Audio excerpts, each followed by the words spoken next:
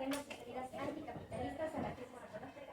Agradecemos su testimonio. Por favor, me gustaría empezar presentándome. Mi nombre es José Herrera y mi compañera también va a estar acompañando la moderación. Se llama Maite Reyes. Somos de la LORSI, Liga Obrera Revolucionaria por la Cuarta Internacional. Parte de su brazo universitario, Combate Rojo, Pan y Rosas. Consideramos que la universidad es uno de los lugares más importantes para tener este tipo de discusiones. Queremos recuperar el cogobierno y la autonomía al servicio de las necesidades e intereses populares, además, recuperar las luchas sociales.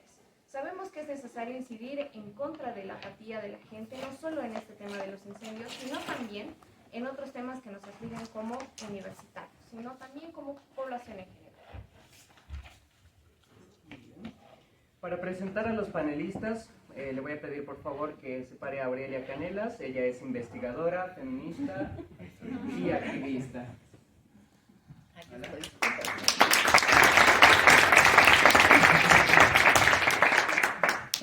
También tenemos como invitado a Marwan Kasi, que es estudiante de base de biología en la UNSA, militante de Combate Rojo y Juventud de la LORSI.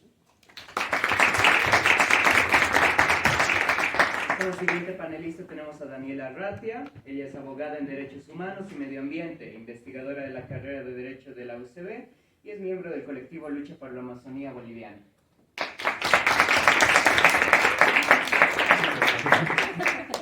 También tenemos a Alejandro Alarcón. Alejandro forma parte como enlace regional de Rebelión o Extinción Latam, Aviala, para la activación del Grupo Local de Bolivia, militante de Deuda por Clima y colaborador de Rebelión Científica. Es egresado de Arquitectura y Técnico Audiovisual. Bueno, como siguiente panelista tenemos a Miguel Canaza. Él es antropólogo boliviano, trabaja en las tierras bajas de Bolivia con temas de cambio climático, así como movilidad y plurilocalidad. Él es miembro del GT Frontera Sur de CELACSO y docente en la Universidad Mayor de San Andrés.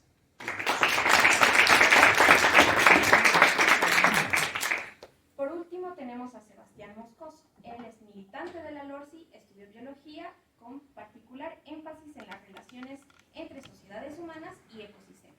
Enseña en colegio a secundaria.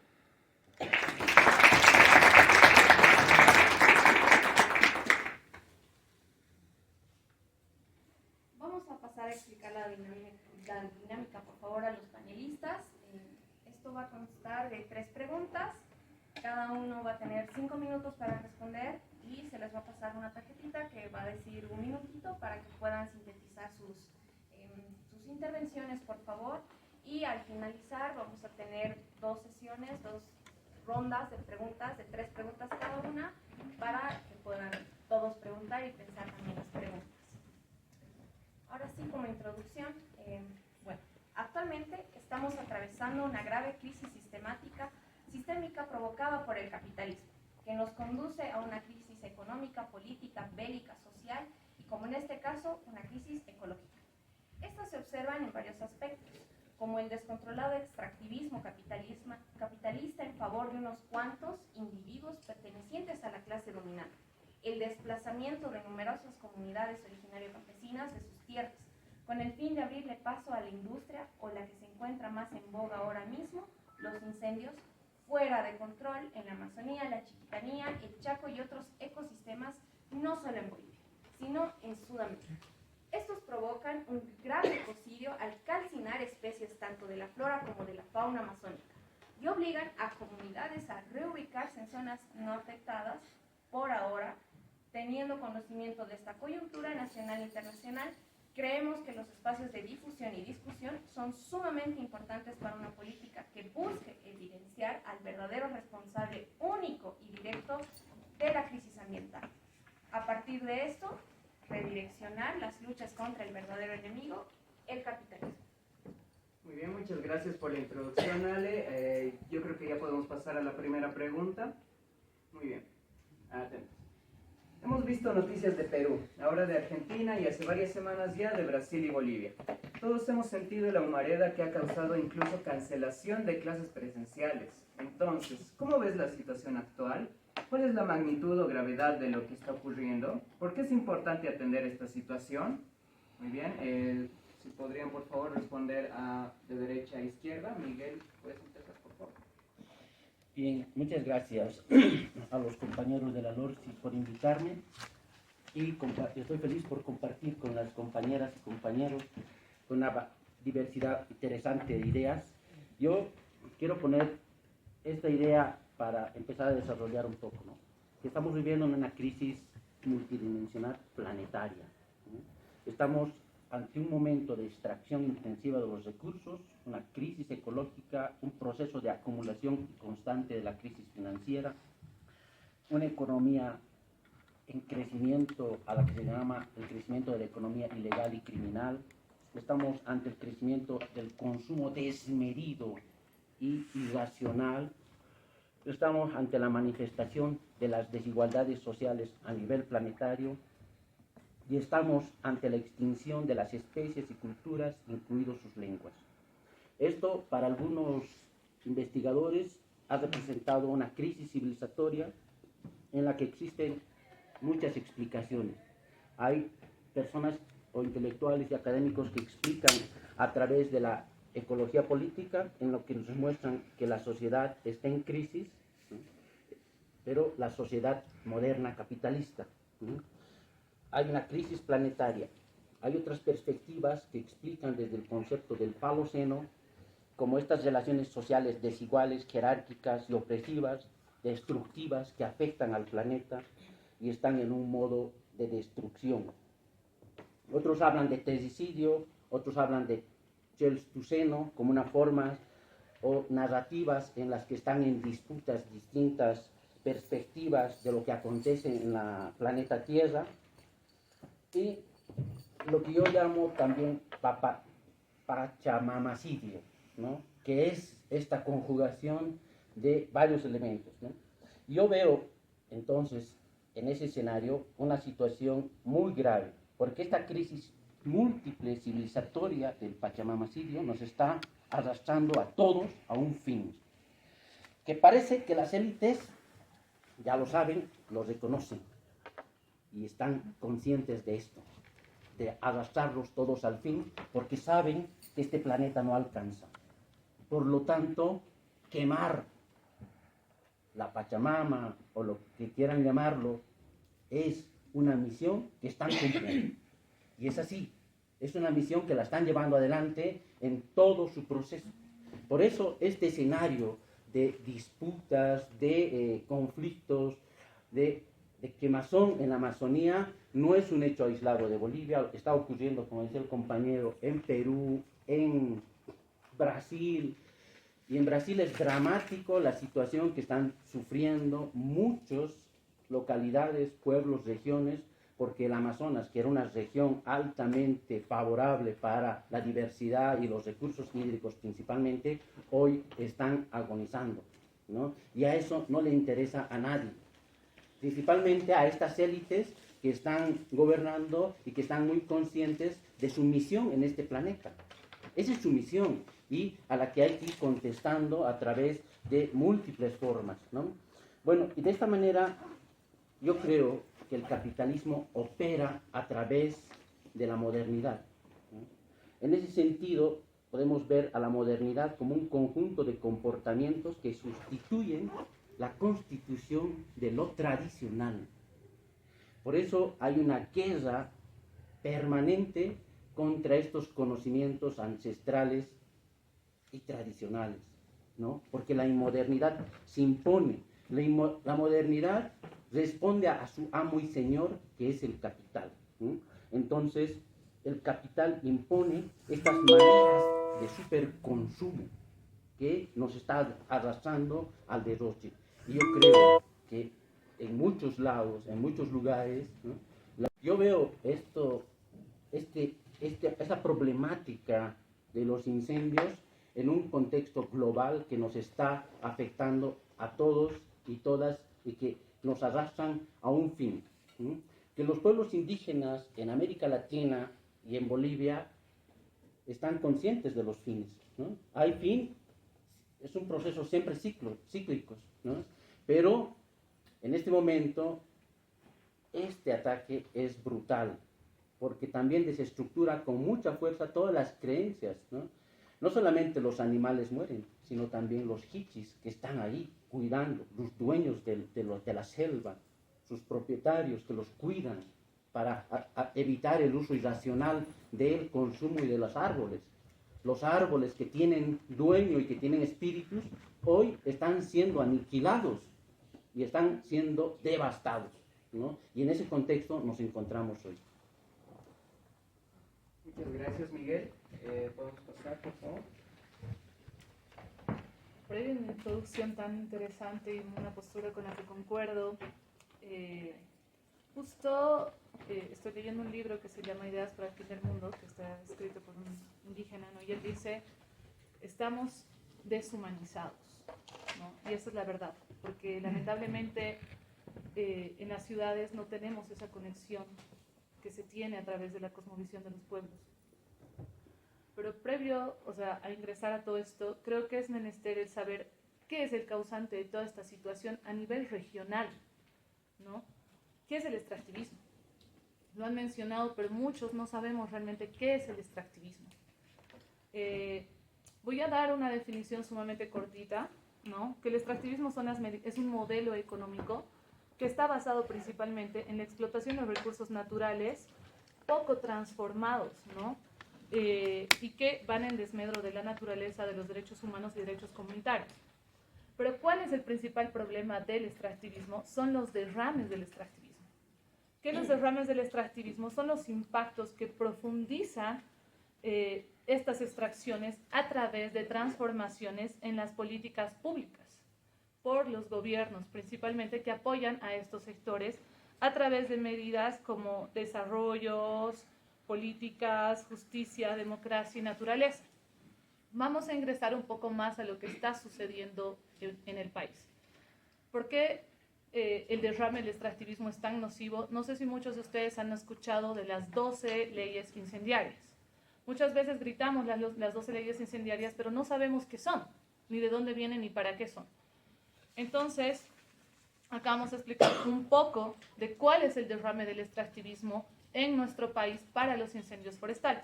Cabe recalcar, que en este caso, el tema de extractivismo no solamente es el lado agroindustrial, estamos hablando del lado de minería, estamos hablando del lado de hidrocarburos, estamos hablando del lado de mega infraestructura como hidroeléctricas, ¿no? Que son situaciones que ponen en una situación de vulnerabilidad derechos humanos y fundamentales en la población. En el caso de los incendios, y no solamente el caso de los incendios, minería y todas estas acciones, se vulnera el principal derecho a un medio ambiente sano.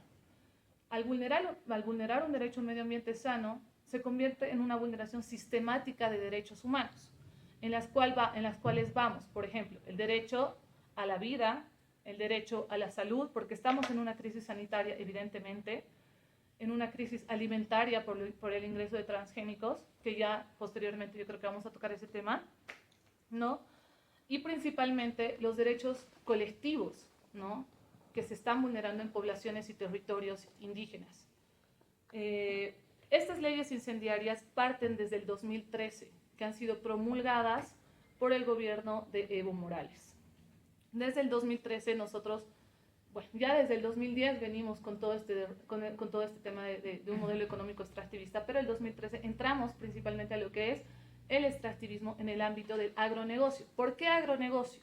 ¿Por qué le decimos agronegocio? Porque no puede ser llamado agroindustria. Porque la industria es la transformación de los recursos naturales para un determinado fin. Pero ¿cuál es el problema del extractivismo agroindustrial? Es la extracción de nuestros recursos naturales, la producción de productos, como en este caso la soya, ¿no? Que se convierten en una extracción masiva para venta a transnacionales principalmente, ¿no? Para el extranjero. Dentro de estas leyes tenemos, por ejemplo, para la expansión de la frontera agrícola, la 741, que es la más nociva, que es la que lamentablemente no quieren abrogar, aparte de las diferentes, ¿no? Esta te da el permiso de la quema controlada, ¿no? De 20 hectáreas de desmonte para principalmente la expansión de la frontera agrícola. Por otro lado está el 337, que es la inscripción del plan, que es la inscripción a un plan de proyecto productivo de alimentos, ¿no? Que van prácticamente en multas sumamente mínimas para el desmonte por familia. Estamos hablando de 20 hectáreas por familia y esta ley, la 337, principalmente habla de que el desmonte, las multas del desmonte por fuego no controlado, ¿no? O ilegal, tienen una multa igualitaria. Ese es el conflicto. Después tenemos las leyes 502, la 739, la 952 y la 1171, que principalmente esta habla sobre el perdonazo de desmonte sin autorización. O sea, encima les damos la facultad para quemar y encima les damos un perdonazo. Pero ese no es el cherry de la torta. El cherry de la torta es el decreto 453. ¿De qué te habla esto? De las multas principalmente. No sé si ustedes saben, pero en Bolivia la multa de deforestación ilegal es de 20 centavos de dólar.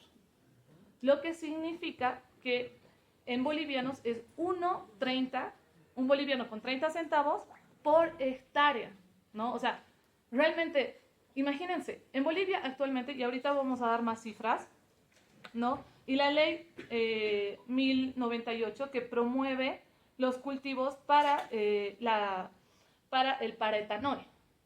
Vamos cerrando, compañera, por favor. Ya, para el paraetanol, ¿no? Entonces, ¿qué significa? Que no sé si ustedes han escuchado, en Bolivia el modelo económico, principalmente para paliar esta crisis económica, 1, parte del agronegocio y 2, del agrocombustible, ¿no? Entonces, es situación por la cual estas normas van reguladas para aprobar estos proyectos extractivos que se están suscitando principalmente en territorios indígenas, áreas protegidas y monte primario.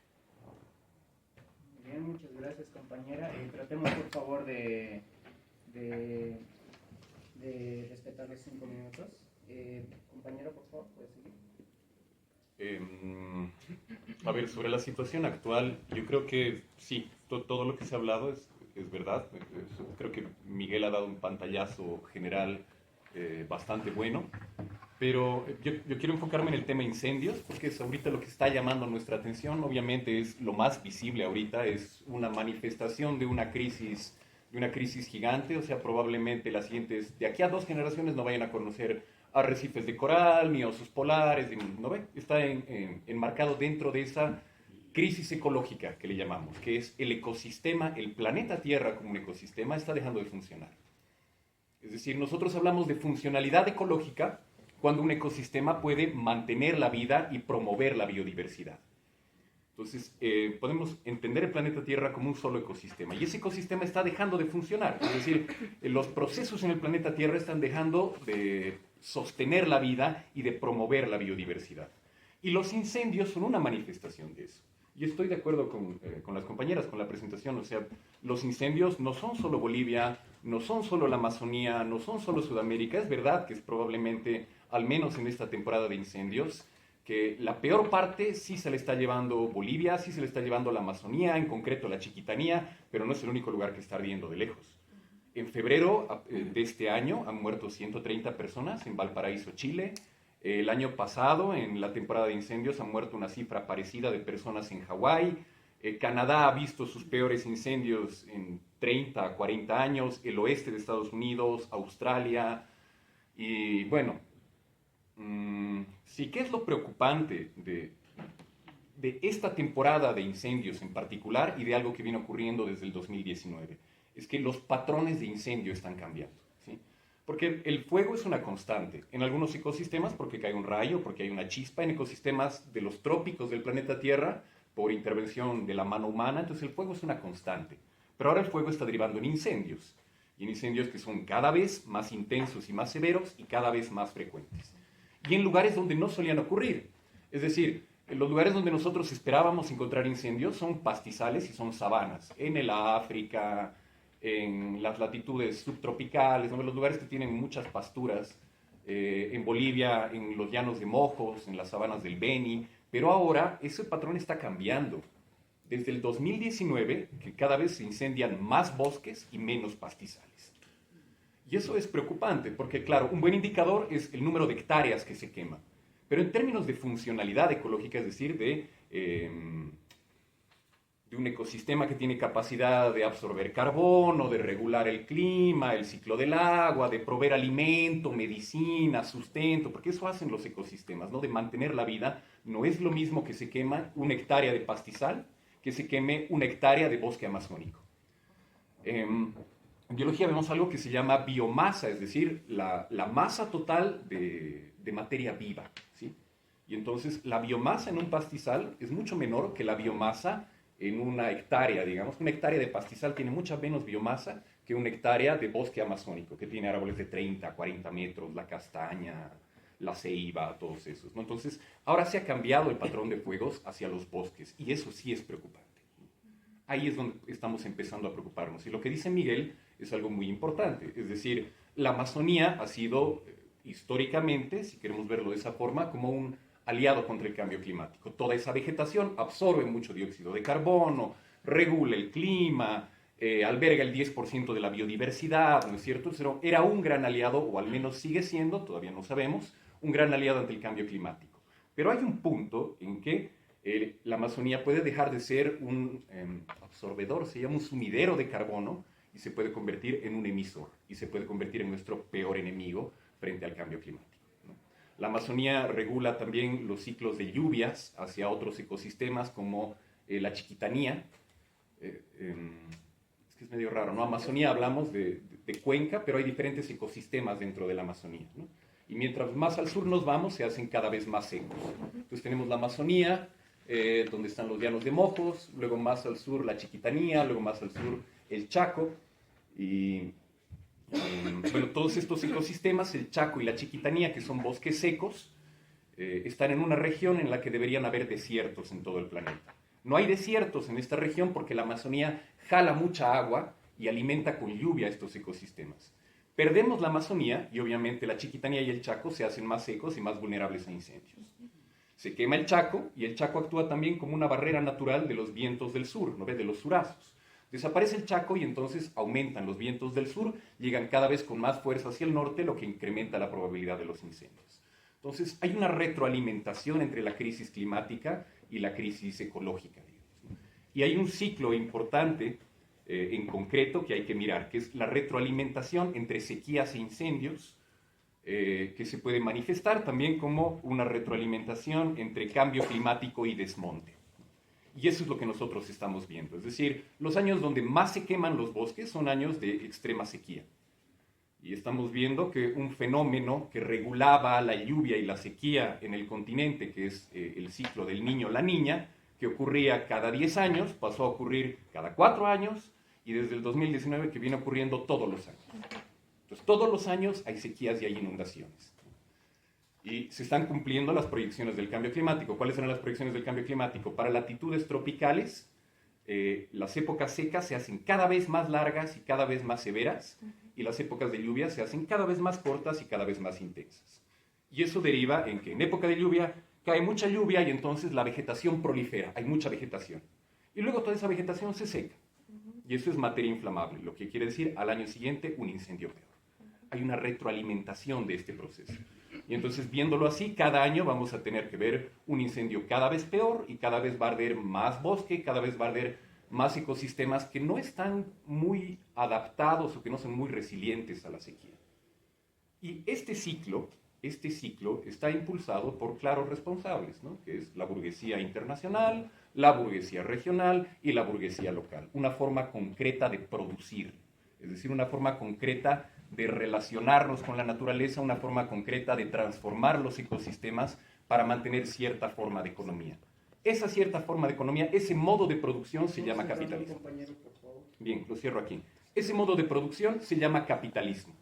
Y sí, es un sistema en abstracto, es una forma de producir, pero tiene impulsores concretos, de carne y hueso, con nombre y apellido, que son quienes impulsan este modelo económico, este modo de producción, porque son quienes más se benefician.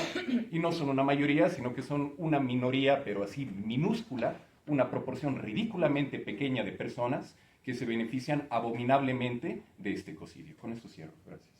Muchas gracias, compañero. ¿Puede pasar con usted, por favor? Ok. Yo agradecida por la invitación y siempre contenta cuando me reúno con gente tan joven que sabe muchas cosas y que la tiene clara, ¿no? Para mí eso es mucha esperanza, debo decir. Bueno, yo voy a hablar desde solo 3 cositas. Uno, desde donde estoy hablando, situar un poco el tema de la Amazonía, cómo la miro, y intentar responder la pregunta, ¿no? Yo soy primero mamá, porque hago trabajo de cuidado todos los días, todas las semanas, y después hago investigación y trabajo mucho en todo lo que se llama extractivismo. Trabajo sobre todo minería, hace ya décadas, creo. Y a través de este trabajo he llegado a lo que es la Amazonía, ¿no? ¿Y qué es la Amazonía? La Amazonía es mucho de lo que han dicho aquí la compañera y los compañeros, es mucho de este tema de ecología, medio ambiente, pueblos indígenas, cosmovisión, es mucho de esto, pero también es un espacio que hasta el día de hoy es un espacio a conquistar. La Amazonía, la Chiquitanía, todos estos espacios verdes sigue siendo para los operadores políticos, para este capitalismo del que estás hablando, el espacio que todavía hay que conquistar. Nosotros nacemos a la vida como un país minero, la República se constituye como un país minero, pero no una minería como que hubiéramos querido, una minería sindical realmente o nacional, no, nacemos como un país extractivista, hasta el tuétano, con dueños de fuera de todos nuestros recursos, y esa mirada colonial del extractivismo, esa mirada patriarcal del extractivismo, esa mirada que se sostiene en el capital es la que está ahora mirando la Amazonía, mirando la Chiquitanía, mirando todo este ecosistema que, como tú decías, cumple muchas funciones y se interrelacionan de diferentes maneras, ¿no? Y lo que tú decías, este derrame en realidad son las externalidades del extractivismo, son las externalidades del capital. Y esas externalidades no tienen un valor para el capital, porque para el capital la muerte de todos esos microorganismos, la muerte de todos esos animales, la muerte de esos árboles no tiene valor, no tiene un valor. Y realmente no es que tenga que tener un valor monetario, pero ¿cuál es el valor de esos bosques? ¿Cuánto vale un árbol que ha tardado en crecer muchos cientos de años, décadas, que tiene microorganismos dentro, que tiene animales que viven alrededor, pero que nos da oxígeno? ¿Cuánto vale ese árbol? Uno solo. ¿Podemos ponerle un precio? ¿Podemos cuantificar todo lo que estamos perdiendo en ese ecosistema? ¿Podemos darle un valor numérico? Me pregunto. ¿Podemos dar un valor numérico a nuestra salud? Todos estamos respirando las cenizas de ese bosque quemado. Entonces, ¿cuánto vale nuestra salud? ¿Quién va a pagar los costos de esa salud? De estos niños. Hay un niño que ha muerto. Hay otros niños que están muriendo. Y otros que van a quedar con asma, que van a quedar con rinitis, que significa un costo. ¿Cuánto vale eso? ¿Quién lo paga? O sea, esa es la magnitud del daño que está pasando en este momento en estos incendios que están pasando en la Amazonía, en la Chiquitanía. Es decir, nos están convirtiendo en personas, en seres humanos, como por ahí decían que estamos deshumanizados, lo decía alguien, pero más allá de eso, nos están convirtiendo en seres humanos que estamos aprendiendo a vivir en la precariedad de la precariedad, en la injusticia de la injusticia. Nosotros tenemos que pagar lo que pasa, y ya nos hemos acostumbrado al humo. ¿Se han dado cuenta? Hace unas semanas decíamos, no hay clases virtuales, no, ayer era escandaloso. Pero hemos vuelto a las clases normales, hemos vuelto a la normalidad, porque el capital no puede perder, no tiene que perder un día de trabajo. Entonces volvemos a esta normalidad ficticia, en la que nosotros lo último que hacemos es subvencionar los costos del extractivismo. Y nos hemos acostumbrado a eso, porque somos un país extractivista, colonial y patriarcal, que no ha logrado salir de esa mirada en más de 500 años, ¿no? Entonces, ¿cuáles son? La pregunta era, ¿cómo vemos la situación? La situación es absolutamente desesperanzadora, para empezar. ¿Cuál es la magnitud o la gravedad de lo que está ocurriendo? Es inconmensurable. Jamás vamos a poder decir cuál es el verdadero impacto de lo que está pasando, pero sí lo vamos a vivir. Lo que tú decías, el régimen de lluvias está cambiando, la sequía está cada vez peor. 20 municipios en Potosí no tienen agua. Deberíamos paralizar el país. Se está quemando el bosque, deberíamos parar todo, pero no. Aprendemos a vivir en eso que se llama resiliencia, que es la gran mentira del capitalismo. Entonces, yo lo que considero, y ya voy a terminar, es que realmente estamos en un momento muy complejo y en un momento en el que tenemos que empezar a luchar ya por nuestra vida, pero no de manera individual, que yo creo que es el otro gran problema, que siempre es hacer una campaña de salud para tal, hacer una cosa para tal. No, se trata de hacer de una acción colectiva que nos permita reaccionar ante este sistema de muerte que se está cada vez asentando más en nuestras vidas, en nuestros cuerpos y en nuestro territorio. Sumamente importante para comenzar a discutir posibles salidas, ¿no?, a este problema, a esta crisis ecológica a la que nos estamos enfrentando.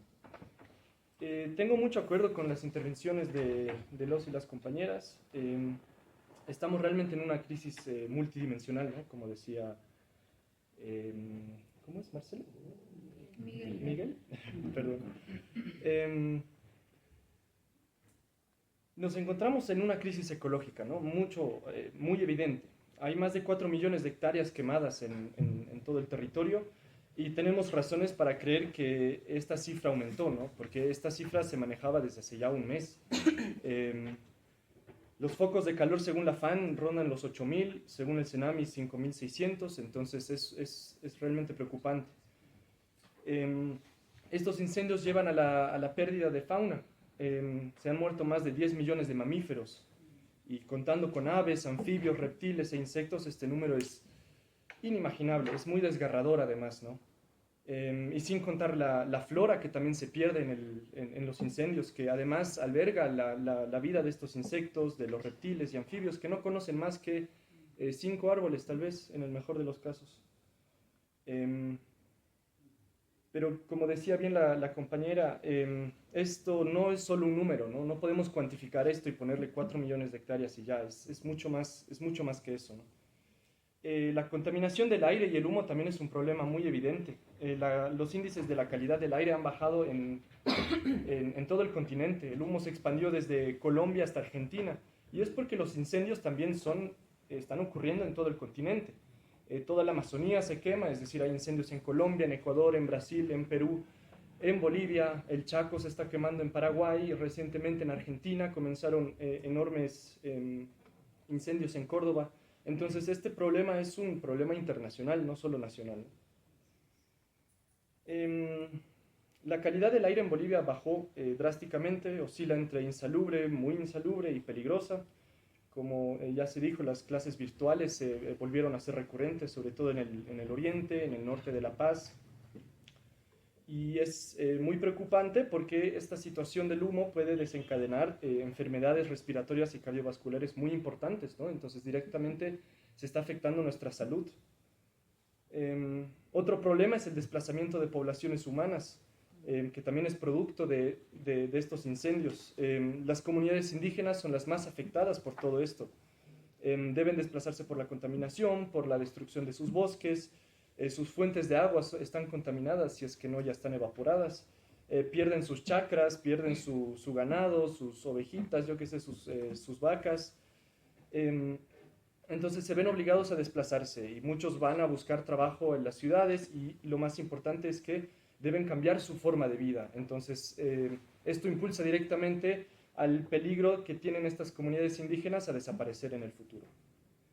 Nos encontramos también en una crisis política, ¿no? El MAS tiene sus disputas internas en este momento y ninguna de las dos alas está buscando una solución ni superficial, ni mucho menos estructural para el problema. De hecho, ambos sectores apuestan firmemente a la agroindustria y a la ganadería, ¿no? Pero tampoco lo está haciendo la derecha. La derecha, su discurso se queda mucho en abrogar, en aprobar leyes, pero que concretamente no resuelven nada, ¿no? No resuelves nada aumentando las multas, van a seguir quemando. Entonces, si no cuestionamos la tenencia de tierra, el modo de producción capitalista y la sed ilimitada de ganancias, no se podrá resolver este problema, ¿no?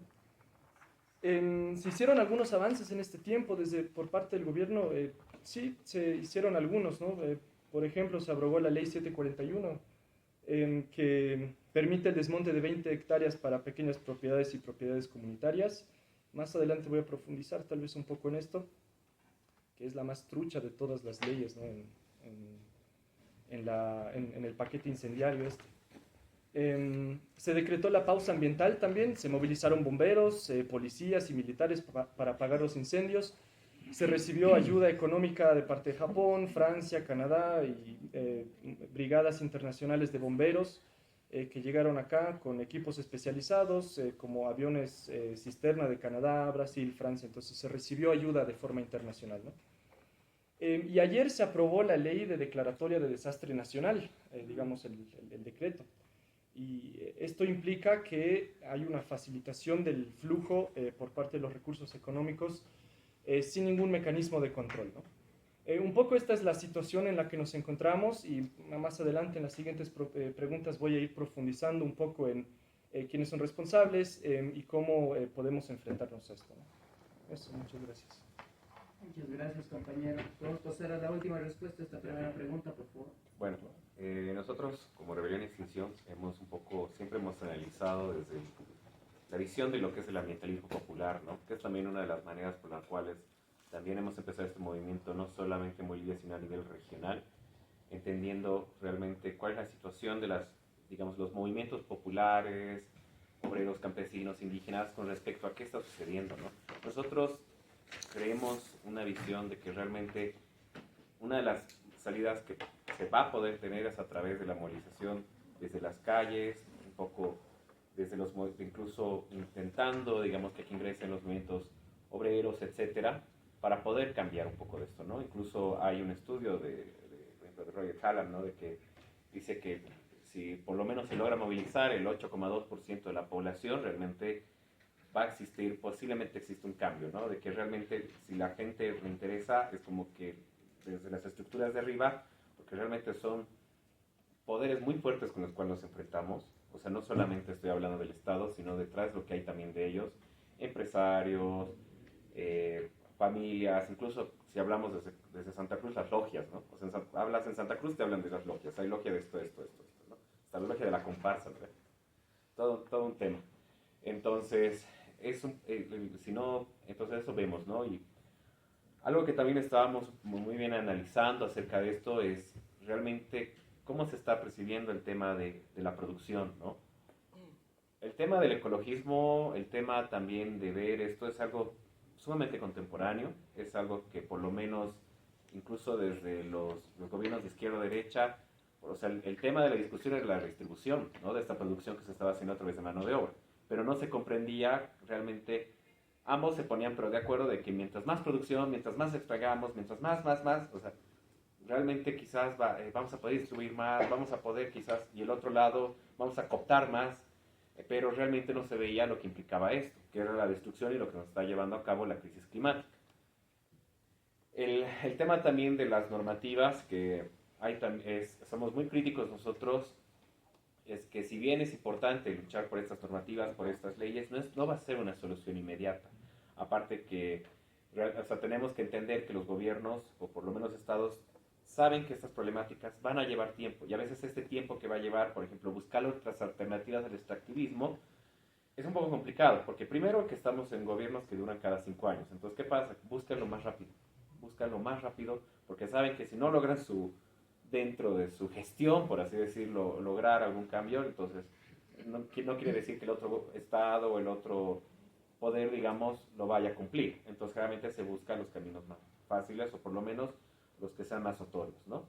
Entonces algo que también mucho hemos criticado, y muchas veces también las leyes, los acuerdos que se están llevando a cabo, no solamente en Bolivia, sino por Escazú, incluso también hay una crítica, ¿no? Acerca de lo que ha intentado hacer Evo Morales, si no me equivoco, en sus primeros años de gobierno con esta asamblea por los pueblos, es que realmente las leyes, o sea, han sido un tapón, o sea, como nosotros generalmente les explicamos, que decimos, no es una cañería, o sea, es una bañera, es una cañería abierta, toda la contaminación, todo el modelo extractivo.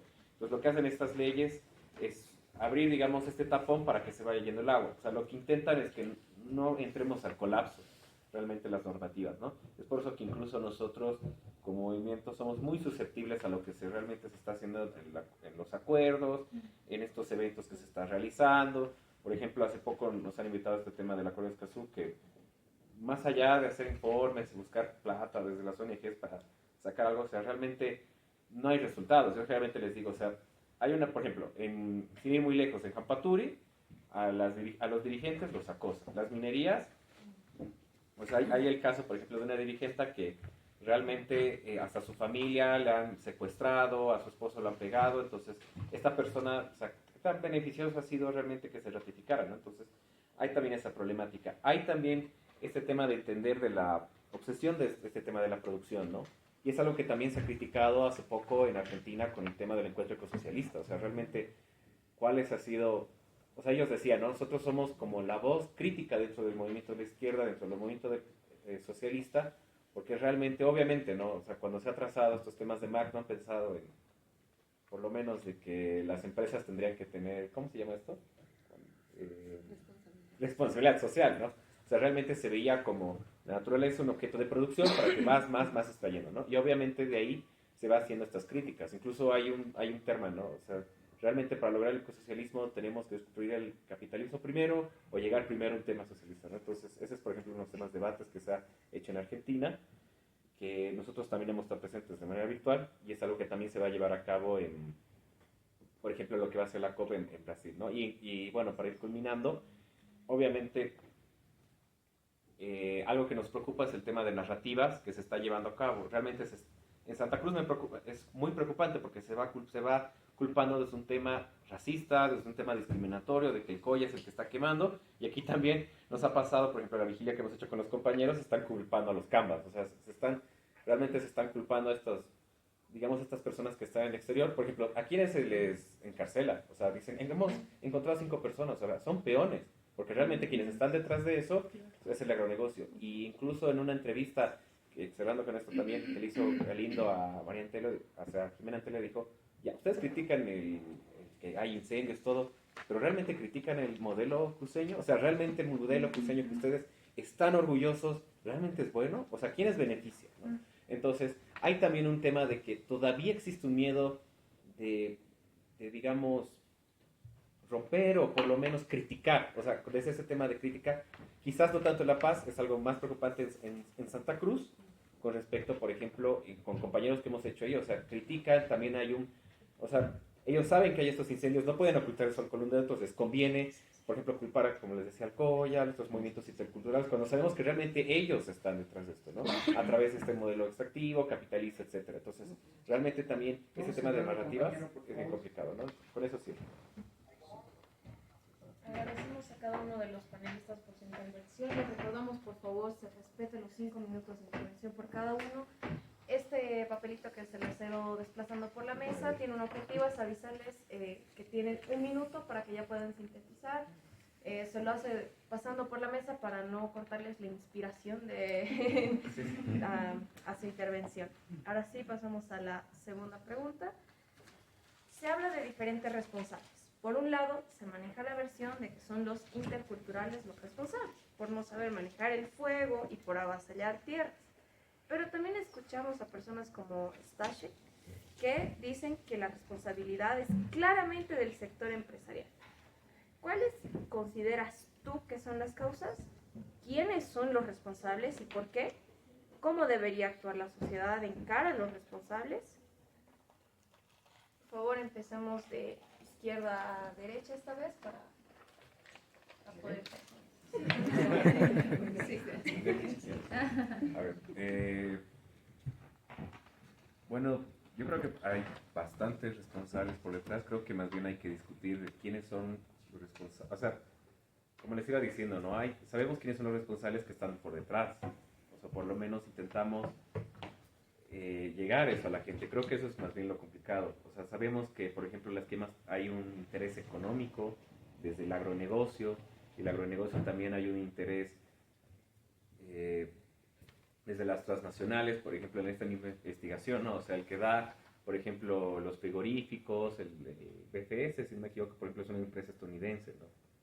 Y también hay un tema interés, o sea, siempre se ha visto la Amazonía, en realidad Latinoamérica, como alguna vez hemos explicado, como una heladera, ¿no? O sea, que vienen, digamos, desde el norte global, lo extraen, sacan y ya. O sea, lo ven, somos eso, ¿no? O sea, somos el recurso que prácticamente nos van quitando. Obviamente, como aquí decía la compañera, es una mentalidad realmente colonialista, para qué decirlo, ¿no? De que realmente nosotros tenemos esta mente de que debemos producir, producir, producir para que el del norte se beneficie.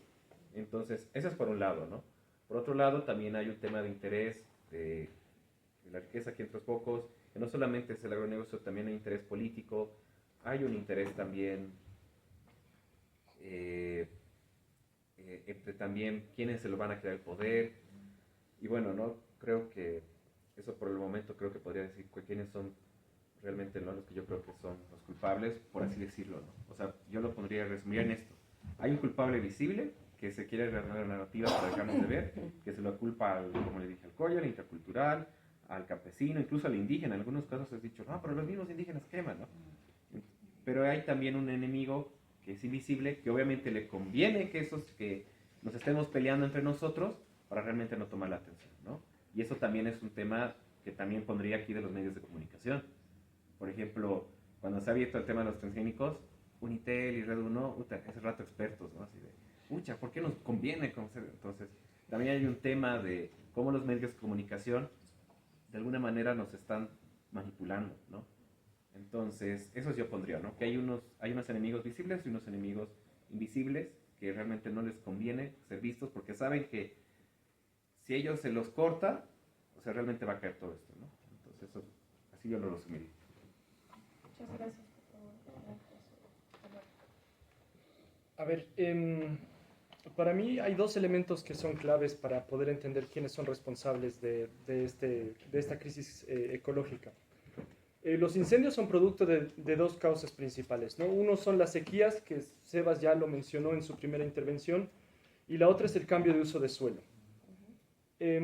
Las sequías, todos los incendios ocurren en años donde hay sequías inusuales, ¿no? Aridez inusual, y estas se combinan con altas temperaturas y una baja precipitación. Y estas a su vez están asociadas con la ocurrencia del fenómeno del Niño, ¿no? Que como también dijo Sebastián, ahora está ocurriendo cada año, mientras que antes ocurría cada 10. Y este fenómeno está muy relacionado, y probablemente es que este aumento de este fenómeno se deba al efecto invernadero, ¿no? Y el rápido aumento de los gases de efecto invernadero tiene como principal impulsor a la burguesía internacional, transnacional, ¿no? 100 empresas emiten el 70% de los gases de efecto invernadero. El 1% más rico emitió más del doble que el 50% más pobre. Entonces, por esta parte de las sequías es un problema global, ¿no? Es en general los cambios de los patrones del clima.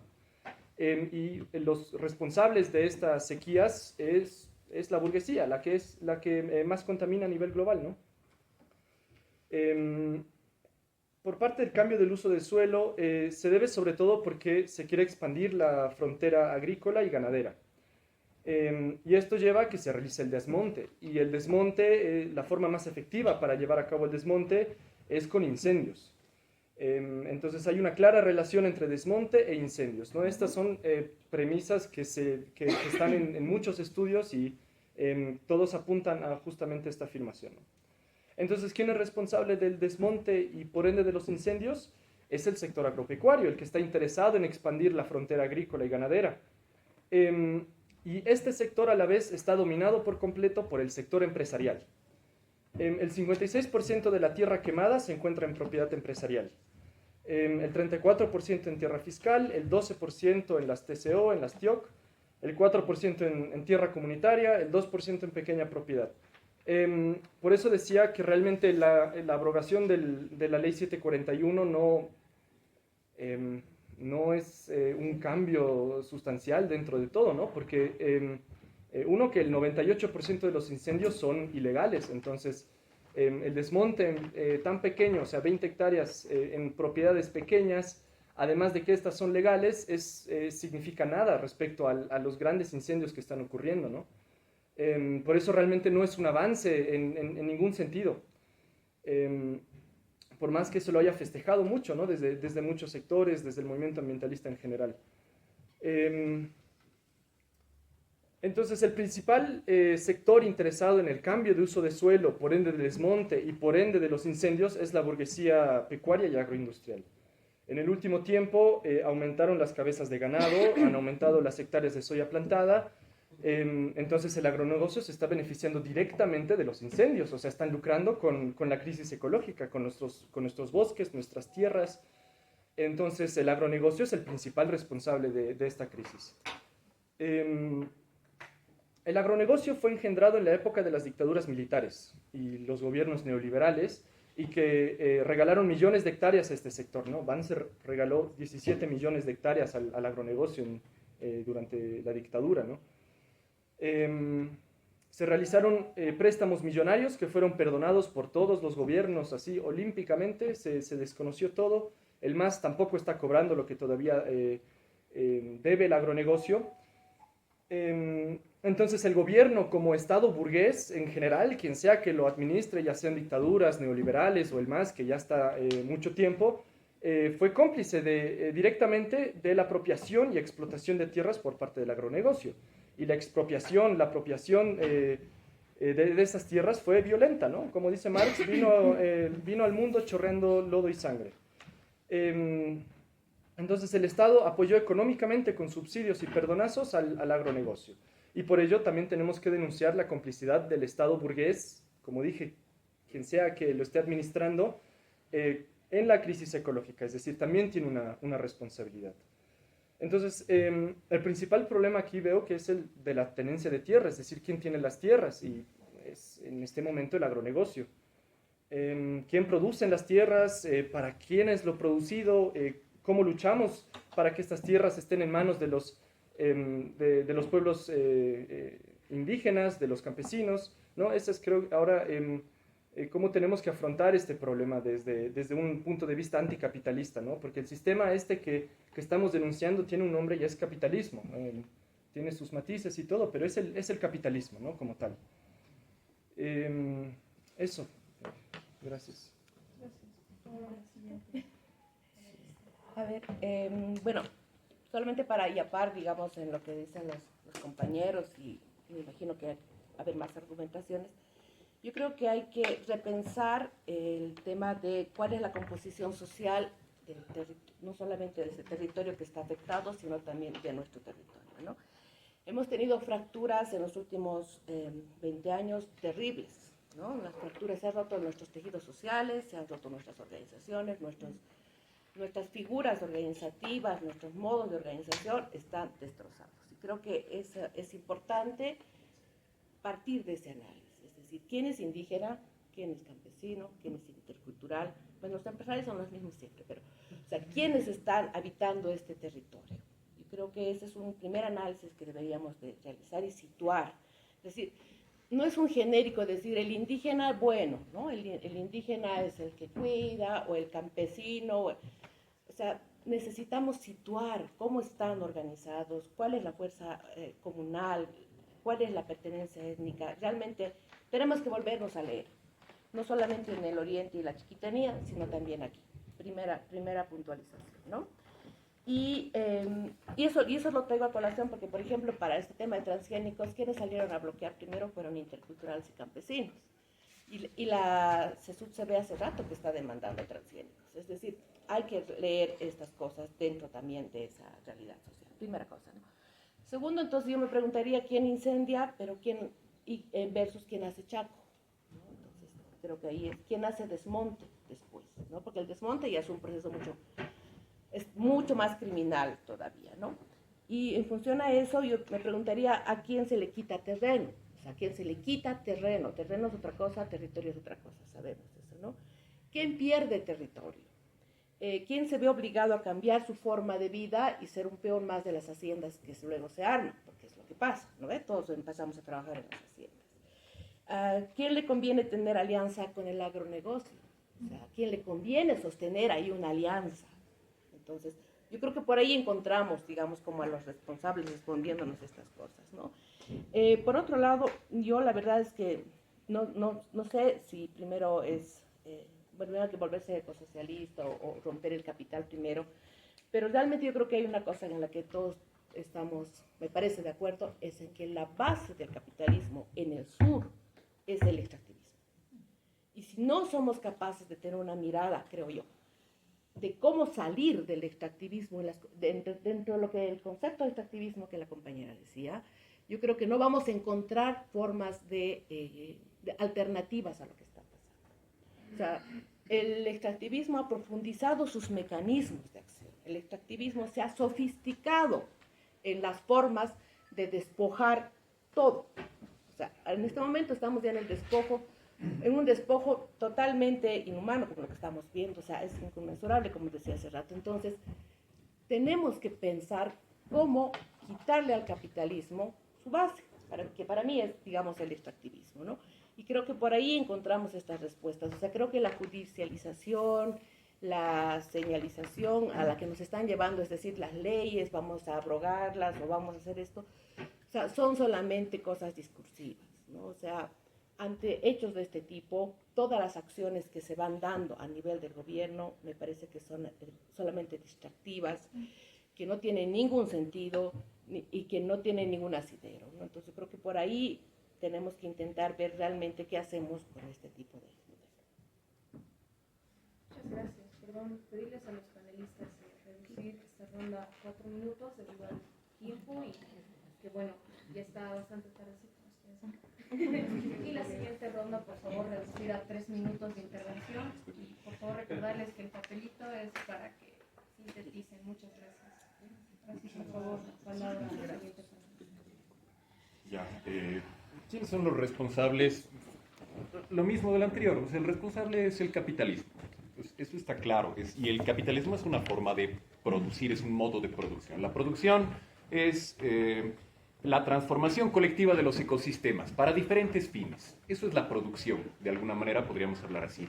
Y estoy de acuerdo con lo que dice Ale plenamente, o sea, no podemos encanar a la persona que prendió el fósforo. O sea, no vamos a buscar la culpa en la persona que prendió el fósforo, como han hecho con este pobre compañero en Mairana, creo, o en Samaipata. O sea, alguien prendió un fósforo, ardió la vaina y lo metieron preso. No, los responsables no son ellos. Los responsables son los que están destruyendo la capacidad de los ecosistemas de no arder, la capacidad de los ecosistemas de regenerarse. Y Amaro tiene toda la razón. Hay una correlación impresionante con el tema del desmonte. Quienes más desmontan son más responsables por el tema del incendio. Y hay, como dice la Maru, hay un montón de estudios que ya hay una correlación muy estrecha entre desmonte, deforestación, son cosas diferentes pero relacionadas, desmonte e incendios. Entonces tenemos que mirar ahí, hay que mirar a la forma de producción capitalista. Y concretamente la crítica socialista nos viene bien ahí. Es decir, análisis de Marx, de Engels, de estos clásicos. A mí me gustaba mucho Mariátegui cuando analizaba el tema del indio. Decía, la crítica socialista es fundamental porque nos permite iluminar la raíz del problema, que es el problema económico. Estoy de acuerdo con Aurelia. Hay que volver a pensar a los actores sociales, pero hay que volverlos a pensar entonces en términos de esta materialidad, que es la economía, que es la producción. Entonces, claro, hay cuestiones de dónde vienen, ¿son cambas o son collas? ¿Cuál es su origen étnico? ¿A qué grupo étnico pertenecen? ¿Su color de piel? ¿Son más oscuros o son más claros? Hay que mirar a los actores sociales en términos de cómo están funcionando en términos de la producción. Y ahí el análisis de clases sociales es fundamental. Tenemos una clase que se llama burguesía, que es una minoría que es dueña de la tierra, de los medios de producción. En la materia que nos corresponde es la que es dueña de los ecosistemas.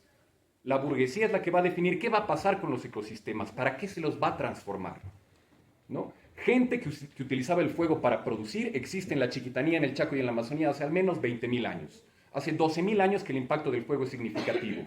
Y no vemos que la biodiversidad se vaya al tacho. Y no vemos que la funcionalidad ecológica se acabe. O sea, el responsable es el capitalismo, si el responsable no es el ser humano. El responsable no es quién prende fuego, es para qué, en qué medida, de qué forma. No es el problema producir, el problema es cómo produces y para qué produces. Y el capitalismo produce para acumular, para lucrar. Transforma los ecosistemas para que una pequeña minoría se haga, pero absurdamente rica. Y ese es el problema de fondo. Y el problema de fondo, como bien divide Marx, ¿no ve?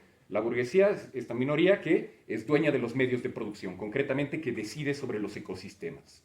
Y el proletariado, y bueno, otras clases, ahora hay un montón de excluidos que ni siquiera tienen el privilegio de ser proletariados, ¿no? Pero el proletariado, aquella persona que no tiene acceso, que no puede decidir sobre los medios de producción, no controla, no es propietaria de los medios de producción, entonces lo único que tiene es para vender su fuerza de trabajo. Y esa clasificación no sirve para entender el conflicto ecológico hoy en día. Es decir, ¿quién decide sobre los ecosistemas?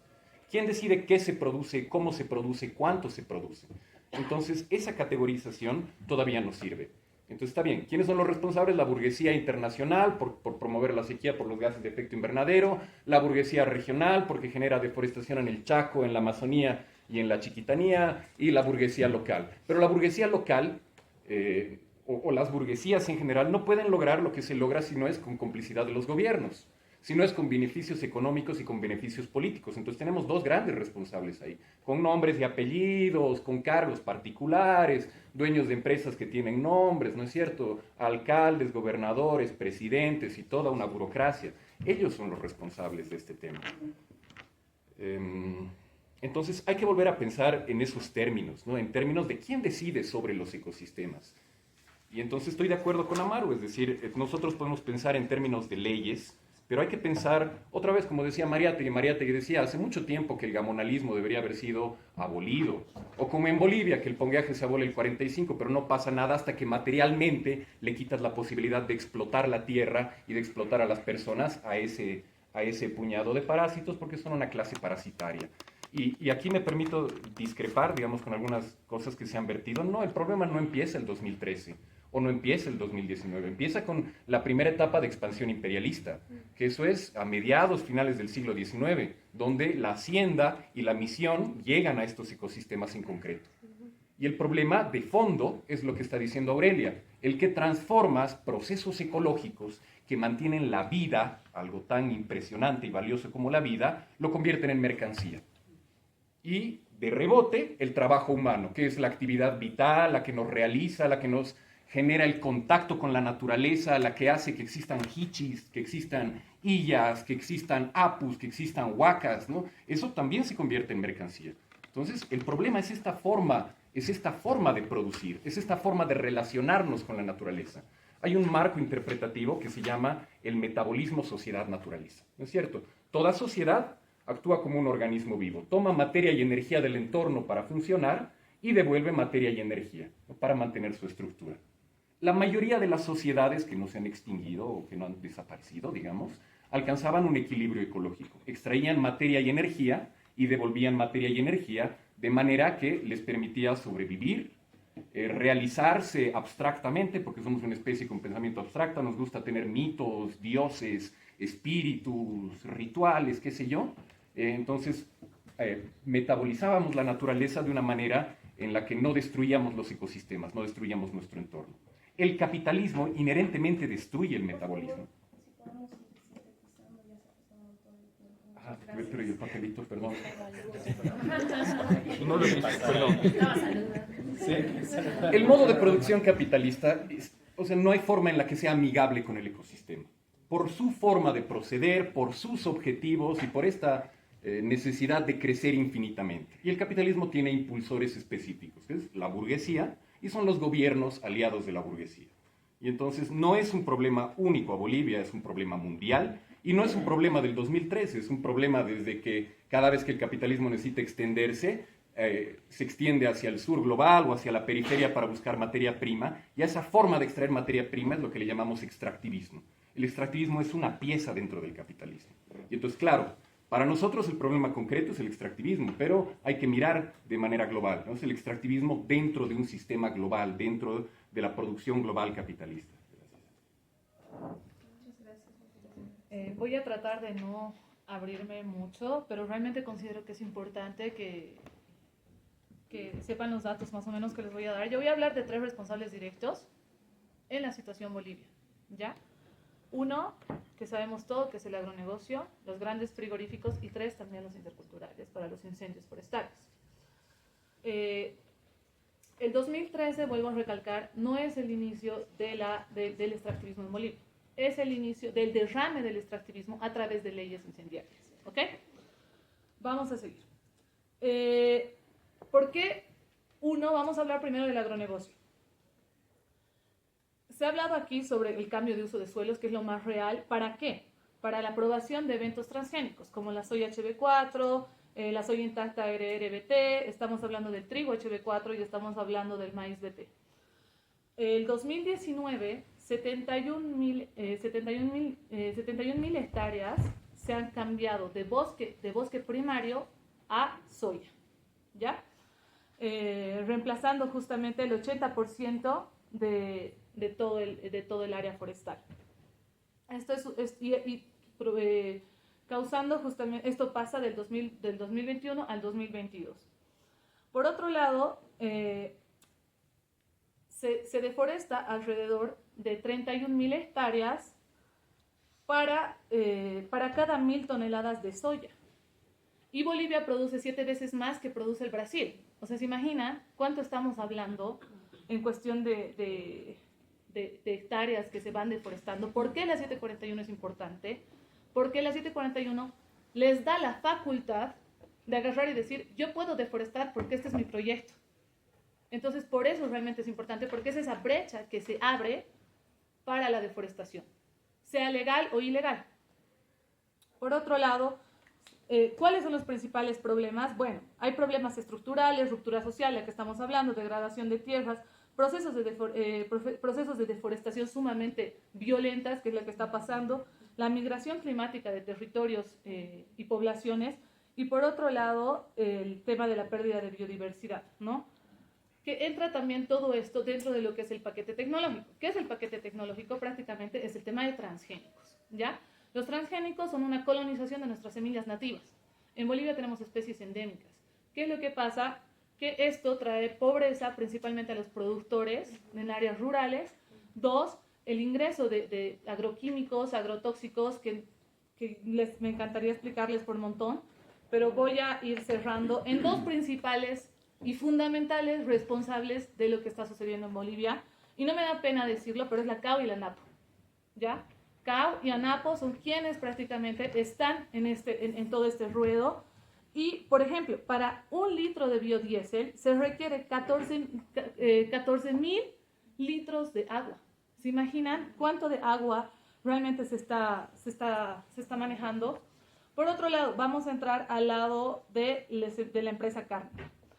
Los últimos 3 años, desde que Bolivia tiene el contrato de carne a China, es de que se ha visto una mayor intensificación en los incendios forestales. La mayor cantidad de los productos que producimos en Bolivia, como soya y demás, son también para el alimento de las vacas, ¿no? ¿Qué es el problema de esto? Ustedes, no sé si ustedes saben, pero 15.400 litros de agua se necesita para la creación de una sola vaca, desde el inicio hasta el final de su vida. Ahora pongámonos a pensar. Según datos del INE, y no son míos, son del INE, y eso que son parte del gobierno, desde el 2020 hasta el 2023, 244.000 toneladas se producen de carne anual en Bolivia. ¿Se dan cuenta de la cantidad de agua que se pierde? En Santa Cruz ya tenemos 46 focos de agua secos, ¿ya?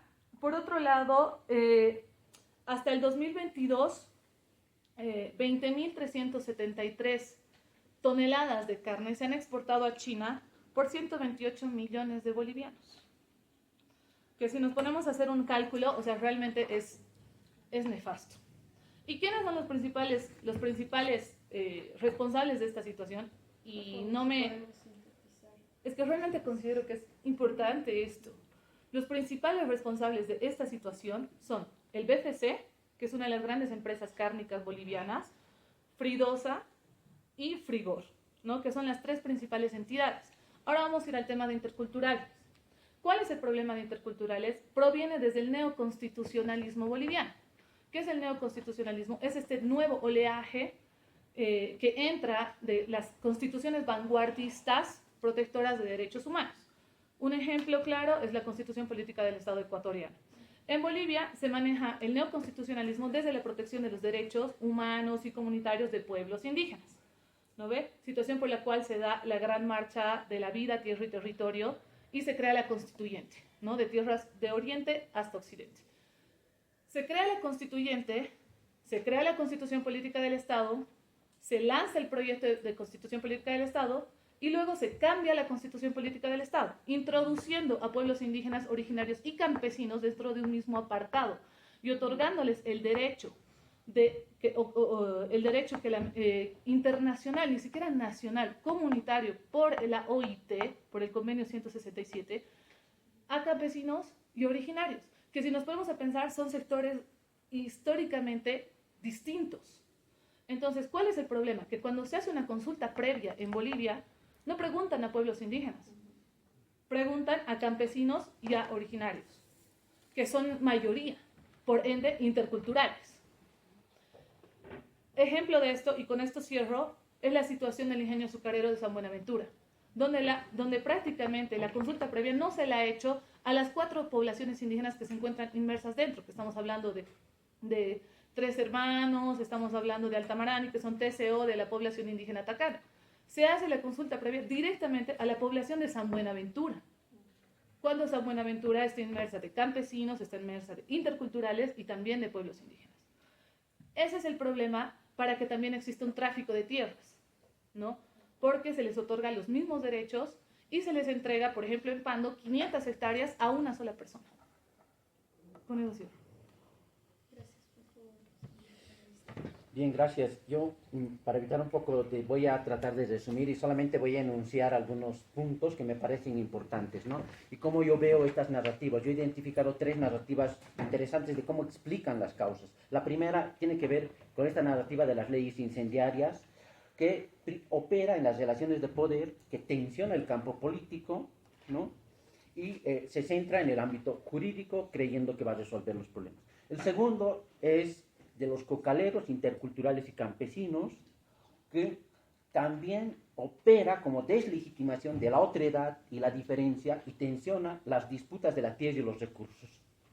El tercero opera como campo de resistencia, que sería esto de la agroindustria capitalista extractivista, ¿no? Que está en el campo de la resistencia, como lo yo veo, ¿no? Y trata de ver una narrativa alternativa, pero que no termina de consolidarse en la sociedad, sino que más está en ciertos espacios de activistas o que están en la academia, por lo menos, ¿no? Y que tensiona un poco estas narrativas dominantes, ¿no? Entonces, yo creo que son estas 3 que están ahí, ¿no? Que están fluctuando en estos. Y creo que es importante lo que decía Aurelia, ¿no? Es decir, no podemos manejar, es decir, lo intercultural, lo campesino, como si fuera homogéneo, ¿no? Es decir, si no conocemos el campo, la realidad, cómo son estos interculturales, estos campesinos, ¿no? Que hacen, o sea, que cuando algunos campesinos tienen que derrumbar algún árbol, tienen que chaquear, o sea, piden a la Pachamama, hacen oraciones, están vinculados con la naturaleza. Es diverso, amplio y muy complejo, ¿no? Es decir, ahí habría que ver ciertas categorías y tener cuidado de manejar estas categorías para no tener estos problemas, ¿no? Yo añadiría un cuarto elemento que me parece interesante, ¿no? Que ya lo hablé anteriormente, pero que lo voy a repetir, que es la modernidad capitalista. Pero es una modernidad capitalista, no es en abstracto, ¿no? Creo que tiene que ver aquí las concepciones profundas de la naturaleza y la vida. Creo que esas son las disputas que estamos enfrentando hoy, ¿no? El desarrollismo, el consumo, la tecnología. El desarrollismo lo hemos visto en nuestro país, es decir, se ha planteado desde las políticas gubernamentales el vivir bien, la alternativa al desarrollo, ¿no? Se ha llamado desarrollo populista, pero que en el fondo tienen concepciones, ¿no? De una modernidad que tiene una concepción de la naturaleza como objeto de recursos, ¿no? Y es diferente. Por lo tanto, creo que es importante ver estos puntos, ¿no? Y el consumo, yo aquí, o sea, sigo teniendo la idea de que el consumo es garrafal, la tecnología, es decir, la tecnología apropia gastos de energía enormes, como lo ha dicho los datos de la compañera, ¿no? Entonces, hay que ver esta problemática realmente en un contexto global que es enorme, complejo, difícil y que más allá, digamos, de decir, está bien lo que han dicho, no es tal identificar, pero hay que entenderlo en ese panorama global e intenso y complejo y muy difícil. Muchas gracias. Recordarles a los panelistas que esta disposición de hacer la siguiente ronda de preguntas con 3 minutos no es algo que decidimos como organización o como organizadores, sino que es un intento de sabotaje desde las autoridades de la OMSA que, como ustedes mismos dijeron, no les interesa, ¿no? No va de acuerdo a sus intereses tener un conversatorio que ataque directamente al sistema como tal, ¿no? Del cual, lastimosamente, son parte. También me gustaría transmitirles a cada uno de los asistentes y panelistas el agradecimiento y que nos encantaría escucharlos mucho más, pero lastimosamente por este intento de sabotaje, reitero, se nos hace un poco difícil, ¿no? Muchas gracias. Perdone, compañera, ¿no es que sería que también participen los que hemos oído? Para Claro, hacer claro, unas falta todavía interrogantes? una pregunta y luego ya vamos a darle la palabra al público. ¿Sí? Muchas gracias. Muy bien. Ahora, siendo rápidos, comprendemos que la irracionalidad capitalista es la que impulsa estos incendios, que no es un tema que ocurre solo en Bolivia y que probablemente seguirá ocurriendo en los años siguientes. Ante estos, ¿cuáles son tus perspectivas? ¿Qué salidas o alternativas encuentras para este ecocidio? Podemos empezar de derecha a izquierda de nuevo, por favor, Miguel. Sí. Solamente voy a contar esto. Estaba hablando con un compañero chimán y había desmontado monte, ¿no? Así, a hacha y machete, ¿no? Cargado, tenía 1 hectárea, ¿no? Y él decía, yo le pregunté, ¿y cuándo vas a quemar? ¿No? Porque eso se quema. De hecho, yo tengo que esperar la lluvia. Si no llueve, no puedo quemar. Eso es un pensamiento distinto, ¿no?, a lo que es el tiempo de la economía capitalista y del mercado. Es un tiempo distinto, ¿no?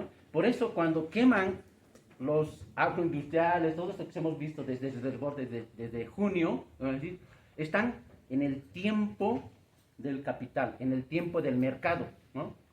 Y cuando llueve, ¿no?, tienen que quemar los campesinos, indígenas, y viene la pausa ambiental. Es decir, ¿a quiénes les castiga más? Es decir, los premian a los que han quemado y los que castigan a los que piensan de una manera diferente.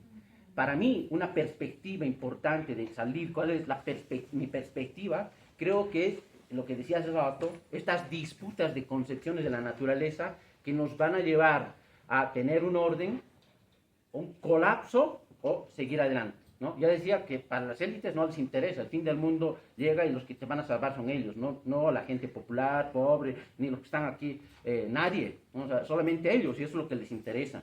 Y yo creo que es importante ahí pensar otras formas, otras alternativas, y allí yo pienso mucho en la imaginación, en la utopía, en todos esos procesos que nos van a permitir comprender y mirar la naturaleza de manera distinta, ¿no? Y aquí otra vez, es decir, hay tiempo de hambre, ¿no? Yo estaba en trabajo de campo y no había comida. Tenía que comer apenas lo que había, ¿no? Es decir, estamos en tiempo de escasez. Va a haber tiempo de abundancia cuando haya que recoger. Esa lógica no hay en el mundo capitalista. Es decir, todo es consumo, consumo y vivir lo más cómodo posible, ¿no? En cambio, otras racionalidades nos van a permitir, tengo hambre, me aguanto porque después voy a estar feliz. Ahora, tranquilo, no hay comida y me aguanto, digamos, ¿no? Yo creo que esos procesos de alternativa, estoy pensando quizás de manera práctica, ¿no? Si la ABT, por ejemplo, pensara en estas formas de leer los tiempos de la naturaleza que son distintas, esperarían a dar la autorización cuando llueva, es decir, entender la naturaleza, no están entendiendo, no entienden.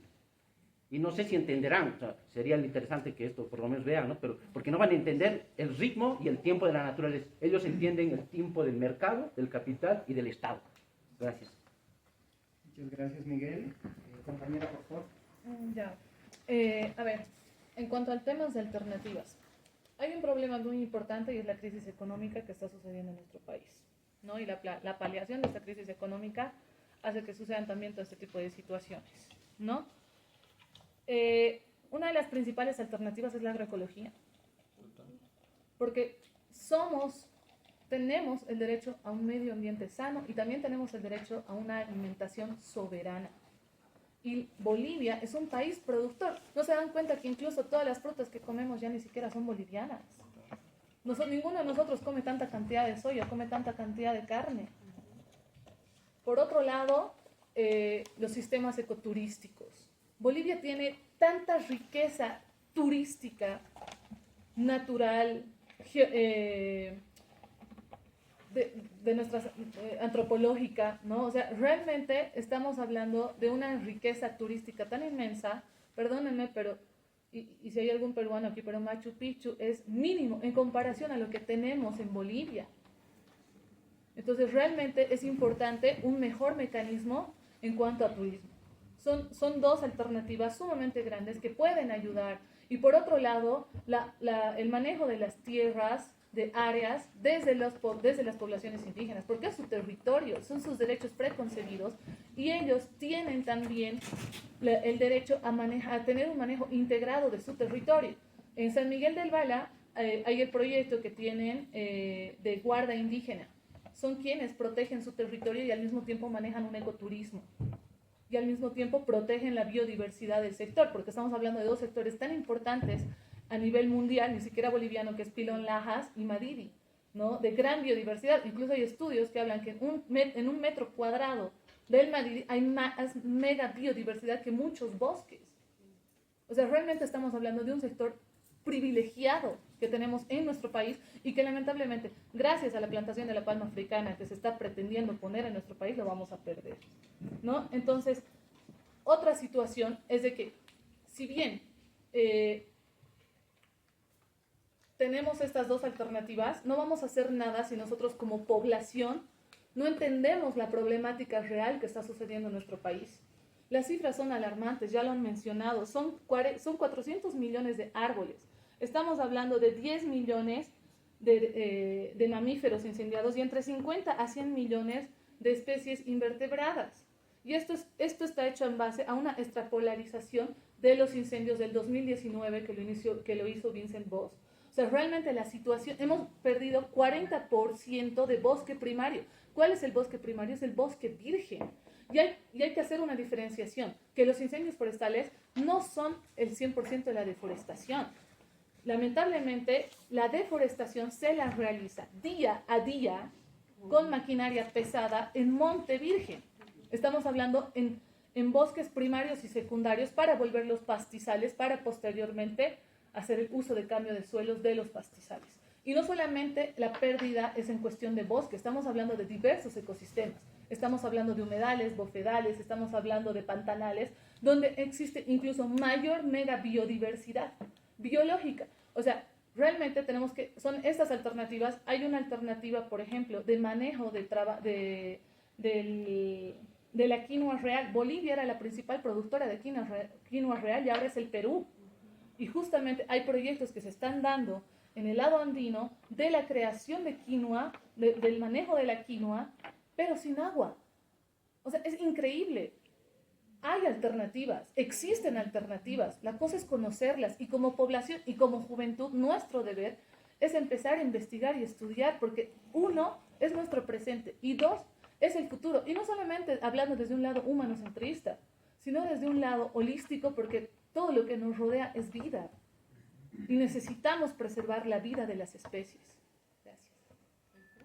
Perfecto, compañera, muchas gracias. Compañero. Escucha, yo plenamente de acuerdo con las intervenciones de la compañera y el compañero. O sea, plenamente de acuerdo. Pero para abordar esos temas, si a mí me preguntan cuál es la solución, bueno, ¿cuál es el problema? Si el problema es el capitalismo, pues la solución se llama socialismo. No hay algo al medio. ¿Sí? No hay algo al medio. Si el problema es el capitalismo, y es decir, que hay una pequeña burguesía que controla los ecosistemas para lucrar, y es decir, controla la tierra para lucrar, la alternativa es que dejen de controlar los ecosistemas y que pasen a ser los trabajadores, las trabajadoras, los pueblos indígenas, las grandes mayorías, los campesinos, los científicos, los activistas, los estudiantes, los universitarios, los que de una manera democrática y a nivel territorial vayan a decidir qué se hace con esos ecosistemas. Ya no persiguiendo el lucro, sino persiguiendo la supervivencia, la felicidad, la funcionalidad ecológica. Entonces, para mí ahí no hay dónde perderse.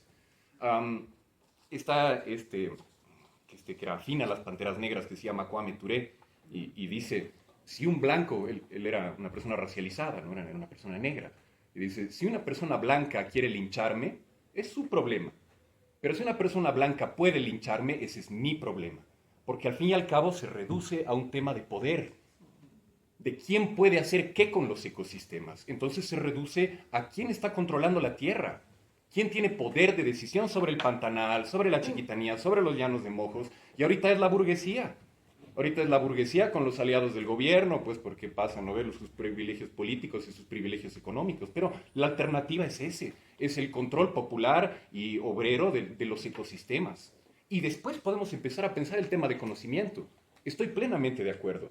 O sea, desde la etnoecología estudiamos el conocimiento ecológico local y entendemos que el conocimiento ecológico local que mantienen las primeras naciones en Norteamérica, los pueblos indígenas aquí, las naciones tribales, como se llaman en el África, son fundamentales, porque ese conocimiento se ha adaptado, ha ido comprendiendo el ecosistema a través de miles de años, entonces saben cómo producir en cada ecosistema en particular. Por supuesto que una parte importante de la ecuación es el conocimiento. Tienes que comprender cómo funciona tu ecosistema para saber cómo vivir en él. Entonces, hay un tema de conocimiento, ¿sí? Y ahí la agroecología es fundamental. La ecología del fuego es fundamental. El manejo forestal es fundamental, pero nada de eso es posible. Todas esas son discusiones secundarias si no tratamos el tema de por qué todavía hay latifundio en Bolivia. Sí, es decir, desde el siglo XIX hasta el día de hoy, y todos los gobiernos, como dice la Maru, sin excepción no han hecho más que dar privilegios políticos y económicos, extenderlo, consolidarlo, el MNR, las dictaduras militares, los neoliberales y ahora el MAS. Entonces, claro que hay que preguntarse esas cosas. Y claro que hay que volver a pensar la naturaleza como otra cosa, no como un objeto, no como una mercancía, idealmente como la madre tierra. Pero para que hagamos ese cambio, la madre tierra tiene que dejar de ser mercancía, y para que deje de ser mercancía, tiene que dejar de estar controlada por la burguesía. Y tiene que pasar a ser controlada por trabajadores, pueblos indígenas, sectores campesinos, científicos, activistas, de una manera democrática y con control territorial. Yo me quedo ahí. Perfecto. Muchas gracias. Vamos a pasar con la compañera, por favor. Sí, rapidito. Me parece súper interesante y voy a empezar con lo último que decía, porque de lo que conocemos del bosque ahora es un bosque que ha sido intervenido durante cientos de años. O sea, eso que llamamos bosque primario, eso que llamamos bosque de existencia ahora, ha sido modificado por las sociedades hace cientos de años. O sea, es posible vivir de otra manera, ¿no? Eso es una cosa que está sentada. Y en este momento, a mí, digamos, coincido en que hay alternativas, pero en este momento yo estoy pensando en el después. O sea, ¿qué va a pasar después? ¿No? Y ahí pienso en la pérdida de fuentes de agua, pienso en la salud, pienso en los chacos, pienso en la gente que está saliendo, pienso entonces que todo se van a empezar a tomar. Y creo que ahí hay que empezar a tener una mirada sobre qué hacemos ahora. Porque ya los incendios van a parar igual, ¿y qué hacemos? O sea, y creo que ahí hay que darle harta energía, chicos, porque realmente lo que está viniéndose va a ser peor de lo que hemos visto en estos meses, ¿no? Y ahí, digamos, ahí lo dejo. Y entonces continúo con esto de que yo creo que hay alternativas en lo micro y en lo macro, ¿no? Y lo micro para mí es la micropolítica del poder, me encanta ese concepto, y creo que un trabajo fuerte es cómo vincular lo micro con lo macro, con esta discusión que tú estás planteando, ¿no? Cómo tenemos canales que podemos juntar esto, ¿no? Y ahí me parece importante retomar lo que dicen los compañeros y compañeras. Por ejemplo, en alternativas, para los blancos ha dicho no a la minería, ha puesto su ley municipal, etcétera, etcétera, y el vicepresidente dice, no, pues no pueden ustedes decidir porque nosotros queremos hacer minería. Y están peleando, tiene una alternativa concreta, ¿no? Y esas alternativas hay un montón. O sea, hay alternativas. ¿Cómo juntamos? ¿Cómo lo organizamos? Que no sea solamente sobrevivencia. ¿Cómo creamos puentes de politizar la resistencia cotidiana? ¿Cómo politizamos nuestras acciones de sobrevivencia y las colectivizamos? Para mí esa es la pregunta, y ahí creo que tal vez ustedes tengan mejores ideas que yo. Perfecto, muy bien. Vamos con el compañero. Muy bien. Para mí, igual que lo dijo Sebastián, la salida tiene que ser una salida anticapitalista, ¿no? Una salida que cuestione profundamente las estructuras desiguales de la tenencia de tierra. Y para buscar estas salidas tenemos que atacar directamente a los intereses de la burguesía agroindustrial, ¿no? Me parece que esa es la salida, directamente atacar a esos beneficios que tiene este agronegocio, que lucra con las tierras, ¿no? Entonces, primero creo que tenemos que anular los beneficios políticos y económicos del gobierno a la agroindustria, como son los subsidios, por ejemplo. Les estamos subsidiando la gasolina con la que están quemando los bosques, o sea, no va, no podemos esperar que esto ocurra. Tenemos que realmente anular todos estos beneficios en leyes, en lo económico. Tenemos que pelear por el pago de la deuda e impuestos de la agroindustria para la restauración de zonas afectadas, la conservación biocultural y prevención de los incendios. El Banco Agrícola hizo un préstamo enorme a lo largo de los años en la dictadura, en el neoliberalismo, los cuales fueron perdonados por todos los gobiernos. El MAS no lo cobra hasta el momento y aún así deben alrededor de 50 millones de dólares, y los cuales tenemos que exigir, tenemos que pelear, porque sean devueltos y dirigidos directamente a la restauración de estas áreas afectadas. Esa es una forma directa para atacar a los intereses de la gran agroindustria, del agronegocio, ¿no? Entonces, desde la LORSI planteamos que la alternativa y la lucha tiene que pasar sí o sí por expropiar sin indemnización la propiedad terrateniente, confiscar sus bienes y nacionalizar la agroindustria, también la ganadería, ¿no? Y que esta pase, como decía Sebastián, a ser controlada y administrada por los trabajadores, las trabajadoras agroindustriales, las comunidades campesinas y originarias de los territorios, que son los que mejor entienden cómo, qué cosa, en qué momento, cuánto, dónde producir. De esta forma vamos a asegurar, y me parece que esta es la única forma para asegurar la transición hacia una producción con una economía planificada que permita decidir justamente eso en relación con la vocación del suelo en la Amazonía, Chaco y Chiquitania, ¿no? Me estoy haciendo un chenco aquí, me falta un montón. Entonces esta pelea tiene que ser con la reversión y eliminación de los latifundios. Directamente tenemos que expropiar estos latifundios enormes por las familias Marinkovic, Monasterios, Kulgis, Bedoya y entre otros. Y así, nuevamente, insisto, afectamos directamente a la burguesía, que es lo que necesitamos hacer, porque con las leyes no les afectamos concretamente, ¿no? Les perdonamos algunas cosas y no se puede atacar directamente los intereses de la burguesía. Entonces también tenemos que pelear por recuperar los espacios de crítica en la universidad y pelear desde ahí contra el ecocidio, contra el genocidio en Palestina, en el Líbano.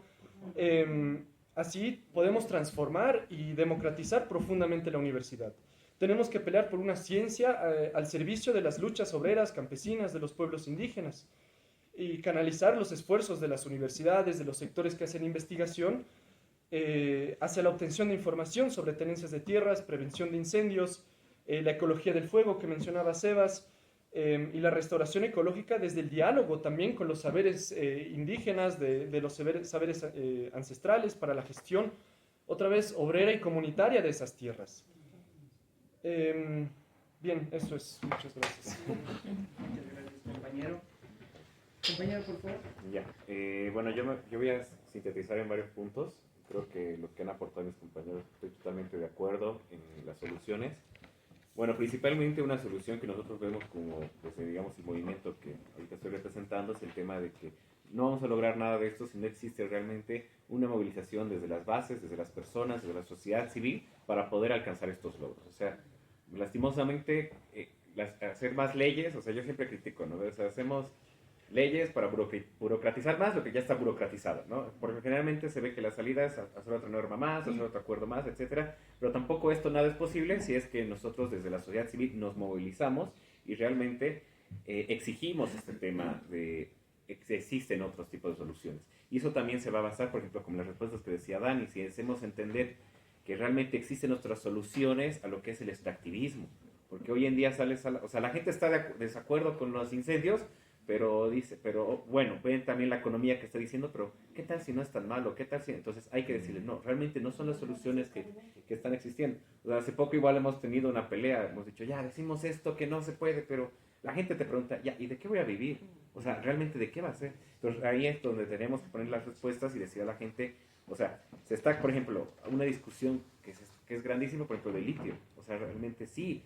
O sea, realmente a qué costo, si puede el litio, puede funcionar para baterías, para este tema de los combustibles fósiles, pero sin embargo, ¿a qué costo? O sea, a la explotación de los recursos naturales, también que las personas campesinas o indígenas que están alrededor, por ejemplo, de Uyuni, se les desplacemos, acabar con nuestra agua, o sea, vamos a nosotros extraer todo este tema de Libia para que los del norte estén con sus carros eléctricos, entonces hay que pensar ese tema de soluciones. Obviamente también es una exigencia que tenemos que hacer el norte global, porque al final y al cabo se explota para poder alimentar al otro. O sea, hay que entender eso, ¿no? O sea, explotamos vacas, por ejemplo, yo trabajo en San Ignacio. En San Ignacio ustedes dirán, la carne, habrá de toda manera. Es la carne de pésima calidad lo que sobra, lo que nos están vendiendo. Porque la carne de primera, se da a China y se da incluso, se exporta a otros lugares. Y es algo que también está pasando en Argentina. Entonces, bueno, para acelerarme más esto. Uno es eso, hacer una movilización a través de las bases y de todo, que entendamos que también que existen otras soluciones, que exigir al gobierno que realmente existen otras soluciones. Otro tema que también quería atacar es el tema de la deuda. Nosotros creemos que abolir todas las deudas externas están también claramente implicadas en esto. O sea, hace poco el Estado está con una pelea de hacer aprobar créditos. Yo estoy totalmente de desacuerdo que se apruebe porque simplemente es endeudarnos más para pagar otra deuda. Entonces, hay también una exigencia global de que se debe abolir estas deudas porque todo ese dinero que nosotros debemos se le puede invertir en esas soluciones. No solamente decir que paguen los de la agroindustria, sino también dejar de pagar, por ejemplo, del CAF, del BID, hay también el FMI, etc. Es una también exigencia que nosotros tenemos a nivel global. Y es algo que también ha funcionado en otros países. Hay muchos países que les han perdonado la deuda, que no están debiendo y han prosperado. Un ejemplo. Entonces, y bueno, con eso termino. Hay muchos ejemplos que también desde Latinoamérica, desde el ambientalismo popular lo podemos lograr, es a través de eso, ¿no? Panamá es para mí uno de los mejores ejemplos. Ellos han entendido desde un pasado colonial que tienen que la minería no es la solución. Entonces se han movilizado los movimientos estudiantiles, los movimientos obreros, entonces también los científicos, etcétera, que han exigido al Estado, que incluso peleando contra los medios, para poder decir no queremos minería porque es un tema de extractivismo, es un tema colonial que al final al final nos van a envenenar a todos para que en este caso otras empresas se beneficien. Y el tema también del Yasuní, que es también un buen ejemplo, que aunque ahora también está peleando contra normativas. O sea, la gente dijo no queremos, o sea, y eso también quiero acabar, y también algo que recabó en una reunión que tuvimos con Dani y con otras personas, la gente no es tonta, o sea, la gente sabe que realmente no podemos vivir el extractivismo. El problema es que tenemos que organizar a esas personas para exigir al Estado que no queremos esas soluciones y que realmente no nos está llevando a nada, ¿no? Con eso creo. Muchas gracias, compañero. Entonces, pasamos a la ronda de preguntas del público. Por favor, 3 preguntas, por favor, súper puntuales. 1 minuto, por favor, a los panelistas para responder a las preguntas. Las preguntas que se puedan en una ronda, y si nos molesta, ya podemos ir desocupando, porque el problema es que nos está sacando administración, así. Sí, continuamos en una plaza. aunque no crean, nosotros hacemos eso. Hacemos diálogos en plazas porque tenemos que empezar a utilizar los espacios públicos. Los felicito antes de preguntar. El hombre que les habla es un hombre que ya estoy bordeando los 81 años. Yo salí médico por el 70, cuando muchos de ustedes ni habían. En esos tiempos la lucha revolucionaria era bien fuerte contra el sistema capitalista. Hemos luchado no solo contra Banzer, mucho antes contra Obando. Acuérdense, yo debería estar muerto, porque tenía que estar, entre paréntesis, mejor me callo, pero sí en Teoponte. Porque ahí la South American Placer era la que extraía impunemente el oro. Con la experiencia, con los años que tengo, les digo una cosa. Todo lo que se ha hablado se resume en una palabra: cartogeopolítica elaborada por los protocolos de los sabios de Sion. Los sabios de Sion rigen al sionismo judío capitalista pro-neoliberal. Todo lo que se ha hablado, eso es un programa elaborado por lo menos mínimo hace más de 2000 años. Ellos no conocían la palabra neoliberal, pero sabían que la palabra sí existe: explotación, esclavismo, ¿verdad? Ahora, para que vean que no me estoy inventando, la guerra de Ucrania está desnudando que el señor Biden y su hijo habían comprado tierras mucho antes de que suscite el problema de la guerra de Ucrania, para apoderarse de los recursos. Perdón, compañero, no la tengo, es que ¿sabe por qué? Es que para que entendamos que mientras un pueblo no se adoctrina en el campo de la doctrina marxista anticapitalista no entienden estas cosas y nos manipulan ellos. Lo que se tiene que hacer, y se lo dije al señor Evo Morales allá por el 2009, cuando había el problema de la doble nación Camba y Colla, ¿se acuerdan? Hay que, pero no tiene conciencia política ideológica, discúlpeme, como dice en la Biblia, y con esto termino y por eso les voy a preguntar. No sirve que el hombre viva solo de pan, sino de toda palabra de Dios. O sea, no es cuestión de llenarle la barriga y cubrirle el cuerpo si no tiene convicción política e ideológica. Entonces, compañeros, ahí va la pregunta. No creen que primero lo que se tiene que hacer es adoctrinar no solo al campesino, sino a nuestra clase media. Por eso tenemos esos amarillos dentro de lo que ahora vemos. Gracias. Por favor, otra pregunta. ¿Tuviera una pregunta de alguno más? Comentarios. No haber preguntas. Yo un poquito respondiendo aquí, o sea, también un análisis que también se me olvidó decir es acerca de cuáles son las narrativas que se están llevando a cabo en las calles con respecto, por ejemplo, al tema contra los incendios. Y es lo que le decía, o sea, la gente entiende que hay un problema, hay incendios, pero ¿quién está detrás? Entonces, esa es ahorita la pelea. Y algo que decía, obviamente, los movimientos anticapitalistas somos los que estamos dando una respuesta como una alternativa a eso. Porque, por ejemplo, los otros movimientos, no sé, libertarios, etcétera, no han hablado, no hablan porque no tienen respuesta. O sea, realmente, o sea, una vez incluso hablé con un compañero, digo, que estos temas libertarios, que le encanta todo, y me dice, ay, pero se puede resolver. Le digo, ¿cómo? Con responsabilidad social y hacer, o sea, esa es su respuesta. Pero, ¿por qué? Porque, o sea, y es también por eso que también se nos calla, se nos quiere también, no solamente desde, digamos, desde la ciudad, sino también desde, por ejemplo, los defensores de la vida indígenas, etcétera, de alguna manera también tienen esta visión anticapitalista, porque tienen esta respuesta. Entonces, es importante también hablar con la gente, hacer estos espacios.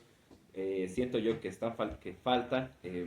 A mí me preocupa mucho el tema de Santa Cruz, lo vuelvo a decir, porque ahí está el problema y realmente la gente todavía piensa que, o sea, su modelo no es el culpable, o sea, el modelo cruceño que les está matando, les está envenenando todo, no lo están criticando. Y eso también empieza desde la academia, porque yo mismo sé que tengo compañeras que, por ejemplo, han protestado contra un evento de transgénicos hace 2 años y les han amenazado que les iban incluso a expulsar de la universidad. Entonces, realmente también hay una pelea ahí y es también, yo creo que en vez de, no sé, sacarnos más, es empoderar estos movimientos, estas voces que están surgiendo, no solamente en Santa Cruz, también aquí en La Paz, en Cochabamba, en todos esos sectores que realmente necesitan, creo, esta ayuda para poder llegar a más gente, ¿no? Que realmente existen esas soluciones y que desde los movimientos anticapitalistas, yo siento yo que deberíamos unirnos y más bien impulsar más a esta gente, cambiar estas narrativas, decirle que realmente el enemigo no es el Colla, no es el Camba, no es el campesino, etcétera, sino más bien todo este agronegocio, como lo pueden decir la burguesía, etcétera, que está yendo atrás. Por eso decía, hay un enemigo visible que nos quieren visibilizar, pero el enemigo verdadero está atrás, ¿no? Que realmente está usando todo su poder, medios de comunicación, está usando periódicos, incluso saboteando todo este tipo de eventos, que realmente deberíamos decirles, estos son, ¿no? Entonces, por eso yo estoy totalmente de acuerdo para culminar, que realmente se debe empezar ahorita con una lucha, no sé si decirlo ideológica, realmente no me gusta mucho esa palabra, pero sí empezar a decir a la gente, oye, hay datos, o sea, y tampoco es algo loco, o sea, Daniel ha hablado de esos datos, por ejemplo, es realmente quienes se están involucrando, entonces hay que empezar a decir a la gente, difundir, más bien yo diría la palabra, ¿cómo podríamos difundir? Porque ahorita también estos datos son muy técnicos, entonces hay que realmente ver de qué manera una expresión, por ejemplo, soluciones a través del activismo que se ha realizado, estas charlas académicas, empezar a panfletear, entonces hay que ver también alternativas de buscarlo, porque la gente ya está despertando, de alguna manera está empezando a criticar, ¿no? Por ejemplo, yo he visto mucha gente que decía, no hay nada que celebrar el 24 de septiembre, o sea, la Fexpo Cruz es una celebración de todos los incendios, y la gente ya también, entonces hay que empezar a aprovechar, por así decirlo, de esta cuestionante que está teniendo la gente y más bien decirle, hay estas salidas, hay estos problemas, etcétera, ¿no? Eso es, para mí, lo que se podría hacer, ¿no? Pregunta bastante puntual. Hace unos días aquí en La Paz se vivieron 2 movilizaciones con consignas diametralmente distintas en torno a los incendios. Han hablado algunos de las luchas de pueblos indígenas, de ecología popular o ecologismo popular. La pregunta es, hay distintas visiones desde la ecología respecto al ecocidio, y habiendo estas distintas visiones, ¿cómo unimos desde la clase obrera, desde la juventud, desde las diversidades sexuales, desde las mujeres, cómo unimos las luchas del movimiento popular con la lucha contra el ecocidio, y cuál es la propuesta o la visión de ustedes al respecto? Perdón, ¿podríamos primero recoger las preguntas y de ahí responder, por favor? O haremos una ronda de devolución para que no se acumule mucho y después volvemos hasta que nos voten. Yo te respondo a ti y voy a tratar también de abarcar la segunda pregunta. Hay algo bien real que sucede tanto en la izquierda como en la derecha, que son los medios de producción. Y los medios de producción van a seguir siendo vulneradores de la naturaleza, ¿no? Entonces eso es bien real. Si bien el izquierdismo maneja todo lo que es el ecosocialismo, que es una alternativa, hay que tomar en cuenta que lo que se tiene que empezar a hablar, no desde un lado de adoctrinamiento, no me gusta mucho la palabra adoctrinar, porque creo que somos seres pensantes, ¿no? Es el tema de manejar lo que es una política ecológica. Empezar a manejarnos desde la política ecológica, que abarca estos temas, y también está inmerso el ecosocialismo como el ecofeminismo, ¿no? Entonces, por otro lado, en cuanto al tema de las marchas, ¿cómo unificamos? Acá en La Paz evidentemente han habido dos marchas, dos muy distintas, hasta tres realmente muy distintas. En una de ellas se ha manejado la violencia, ¿no? Y lamentablemente son por estos sectores que buscan o pretenden separar también al movimiento ambiental, ya que es muy real, porque ese es el mecanismo que se maneja actualmente en este sistema de gobierno que tenemos en el país, que es el dividir, ¿no? ¿Qué es lo que sucede? ¿Por qué el movimiento ambiental es llamado pacifista? ¿Ya? Para mi parecer no es pacifista desde ningún punto de vista, porque hay entes que atacan directamente a las personas con nombre y apellido. Hay defensores ambientales que están sufriendo amenazas. Hay poblaciones indígenas en resistencia, sin ir lejos, lo que está pasando en Tariquía, ¿no? O sea, hay defensores en territorios. El movimiento ambiental es estratégico. ¿Por qué? Porque si nosotros dejamos que nuestras luchas sean criminalizadas en las ciudades, imagínense qué es lo que va a pasar en los territorios. ¿Cuál es el problema del por qué no utilizamos la violencia? Porque todos tienen derecho a protestar, porque no se le está vulnerando el derecho humano a nosotros en particular, se está vulnerando el derecho humano a personas mayores, adultos mayores, a niños, ¿no? Que tienen también la voz y el voto para poder protestar y que tienen la voz para poder hablar. Si nosotros no velamos también por la integridad de esas personas que también están yendo a protestar con todo su derecho, causamos lo que ha sucedido en esa movilización. Que salga la policía a reprimir a la población, encima a través de la violencia, ¿no? Entonces, ¿por qué se maneja esta estrategia? Porque prácticamente en las ciudades nosotros somos voceros de lo que sucede en los territorios. Que si nosotros manejamos una línea diferente, se tergiversa la lucha. Porque lamentablemente en los territorios no tienen acceso para llegar a la Asamblea Legislativa, no tienen acceso para llegar al Ministerio del Medio Ambiente. Es por eso que la lucha ambiental es una lucha combinada, desde voluntarios que están ahorita, en este momento, y los vemos como héroes a los bomberos, pero que están sufriendo suplicios, porque solamente se ven imágenes de héroes, sin mostrar lo que realmente sucede, que son bomberos durmiendo en las plazas con sus toallas, o totalmente afectados sin ni siquiera tener nebulizaciones, porque encima es la población que se hace responsable de poder apalear los incendios, cuando se viene pidiendo una prevención de incendios desde el 2019, ¿no? O sea, por otro lado, las luchas en los territorios tienen que fortalecerse en las ciudades. Mucha gente no conoce nuestras poblaciones. A veces tú preguntas, ¿qué es Yuki? Ni siquiera te responden. ¿Qué es Uchupiamona? ¿Qué es Ceja? ¿Qué es Chimán? Es necesario que nosotros empecemos a conocer y a comprender a nuestras poblaciones, porque ahorita son el único ente, y sin romantizar ni paternalizar a las poblaciones, pero son el ente que a través de su cosmovisión, de su forma de vida, está protegiendo todas estas áreas, ¿no? Entonces es importante que la lucha sea también en las ciudades por los territorios. A ver, yo voy a tratar de hacer una síntesis muy rápida de todo, porque todos los elementos están relacionados. Creo que voy a partir por lo de Nathan. ¿Cómo unificas las luchas populares con las luchas ecologistas? Para mí es a través del tema de las consignas. Y no son luchas separadas, ¿no? Al fin y al cabo son luchas por la vida digna, son luchas por la funcionalidad ecológica. No hay vida digna sin funcionalidad ecológica. Entonces, por ejemplo, una consigna es la expropiación. Eso te podría permitir unir campesinos, pueblos indígenas y grupos ambientalistas y ecologistas en tierras bajas. Tienes que utilizar esa consigna. La consigna, o sea, los objetivos es lo que une a la gente.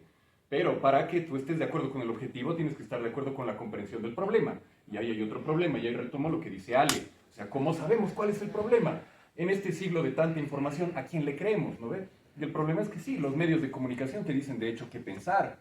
Y ahí entonces también tenemos soluciones de aquellas. O sea, hay medios de comunicación que no deberían tener ese nivel de influencia, directamente no deberían tenerlo. Y porque tienen esa irradiación de pensamiento, entonces, esa influencia en el pensamiento de la gente, es entonces que tenemos problemas para poder identificar al culpable, identificar entonces la solución. O sea, comprendo tal vez lo que está planteando aquí el compañero, pero la palabra adoctrinamiento está mal. Ideología sí me gusta, porque una ideología es un sistema ordenado de ideas.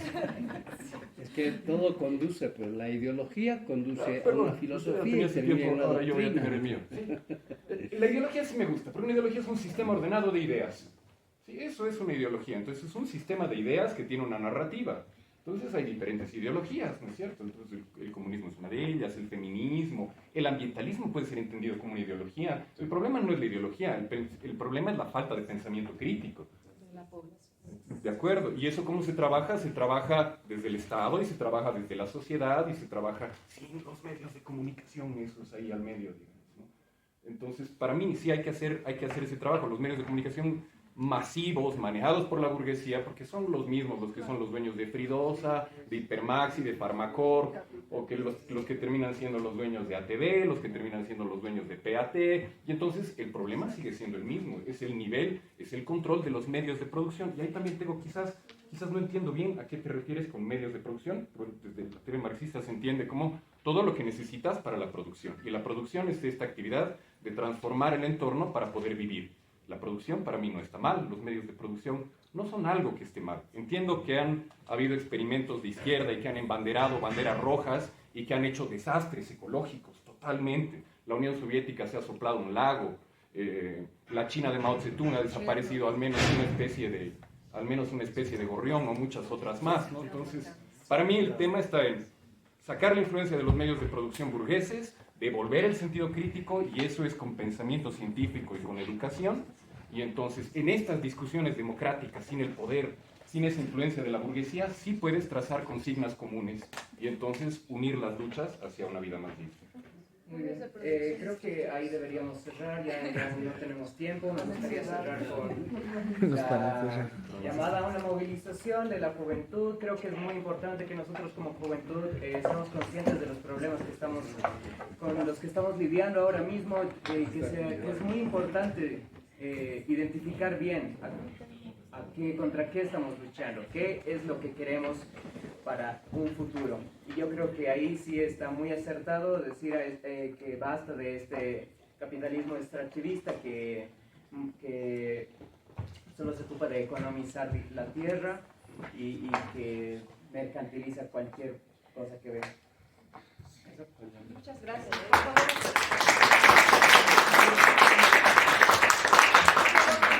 Necesitamos a comprarnos, somos una organización una autofinanciada gestión. Hay stickers revolucionarios hechos por nosotros mismos, por favor. Les agradecemos. Gracias. Y como anuncio parroquial, se está volviendo a instaurar la vigilia en el atrio de la San Francisco, donde también se van a llevar este tipo de debates y foros de manera constante. Entonces están todos invitados a formar parte de la vigilia y también a venir a informarse. ¿Okay? Gracias.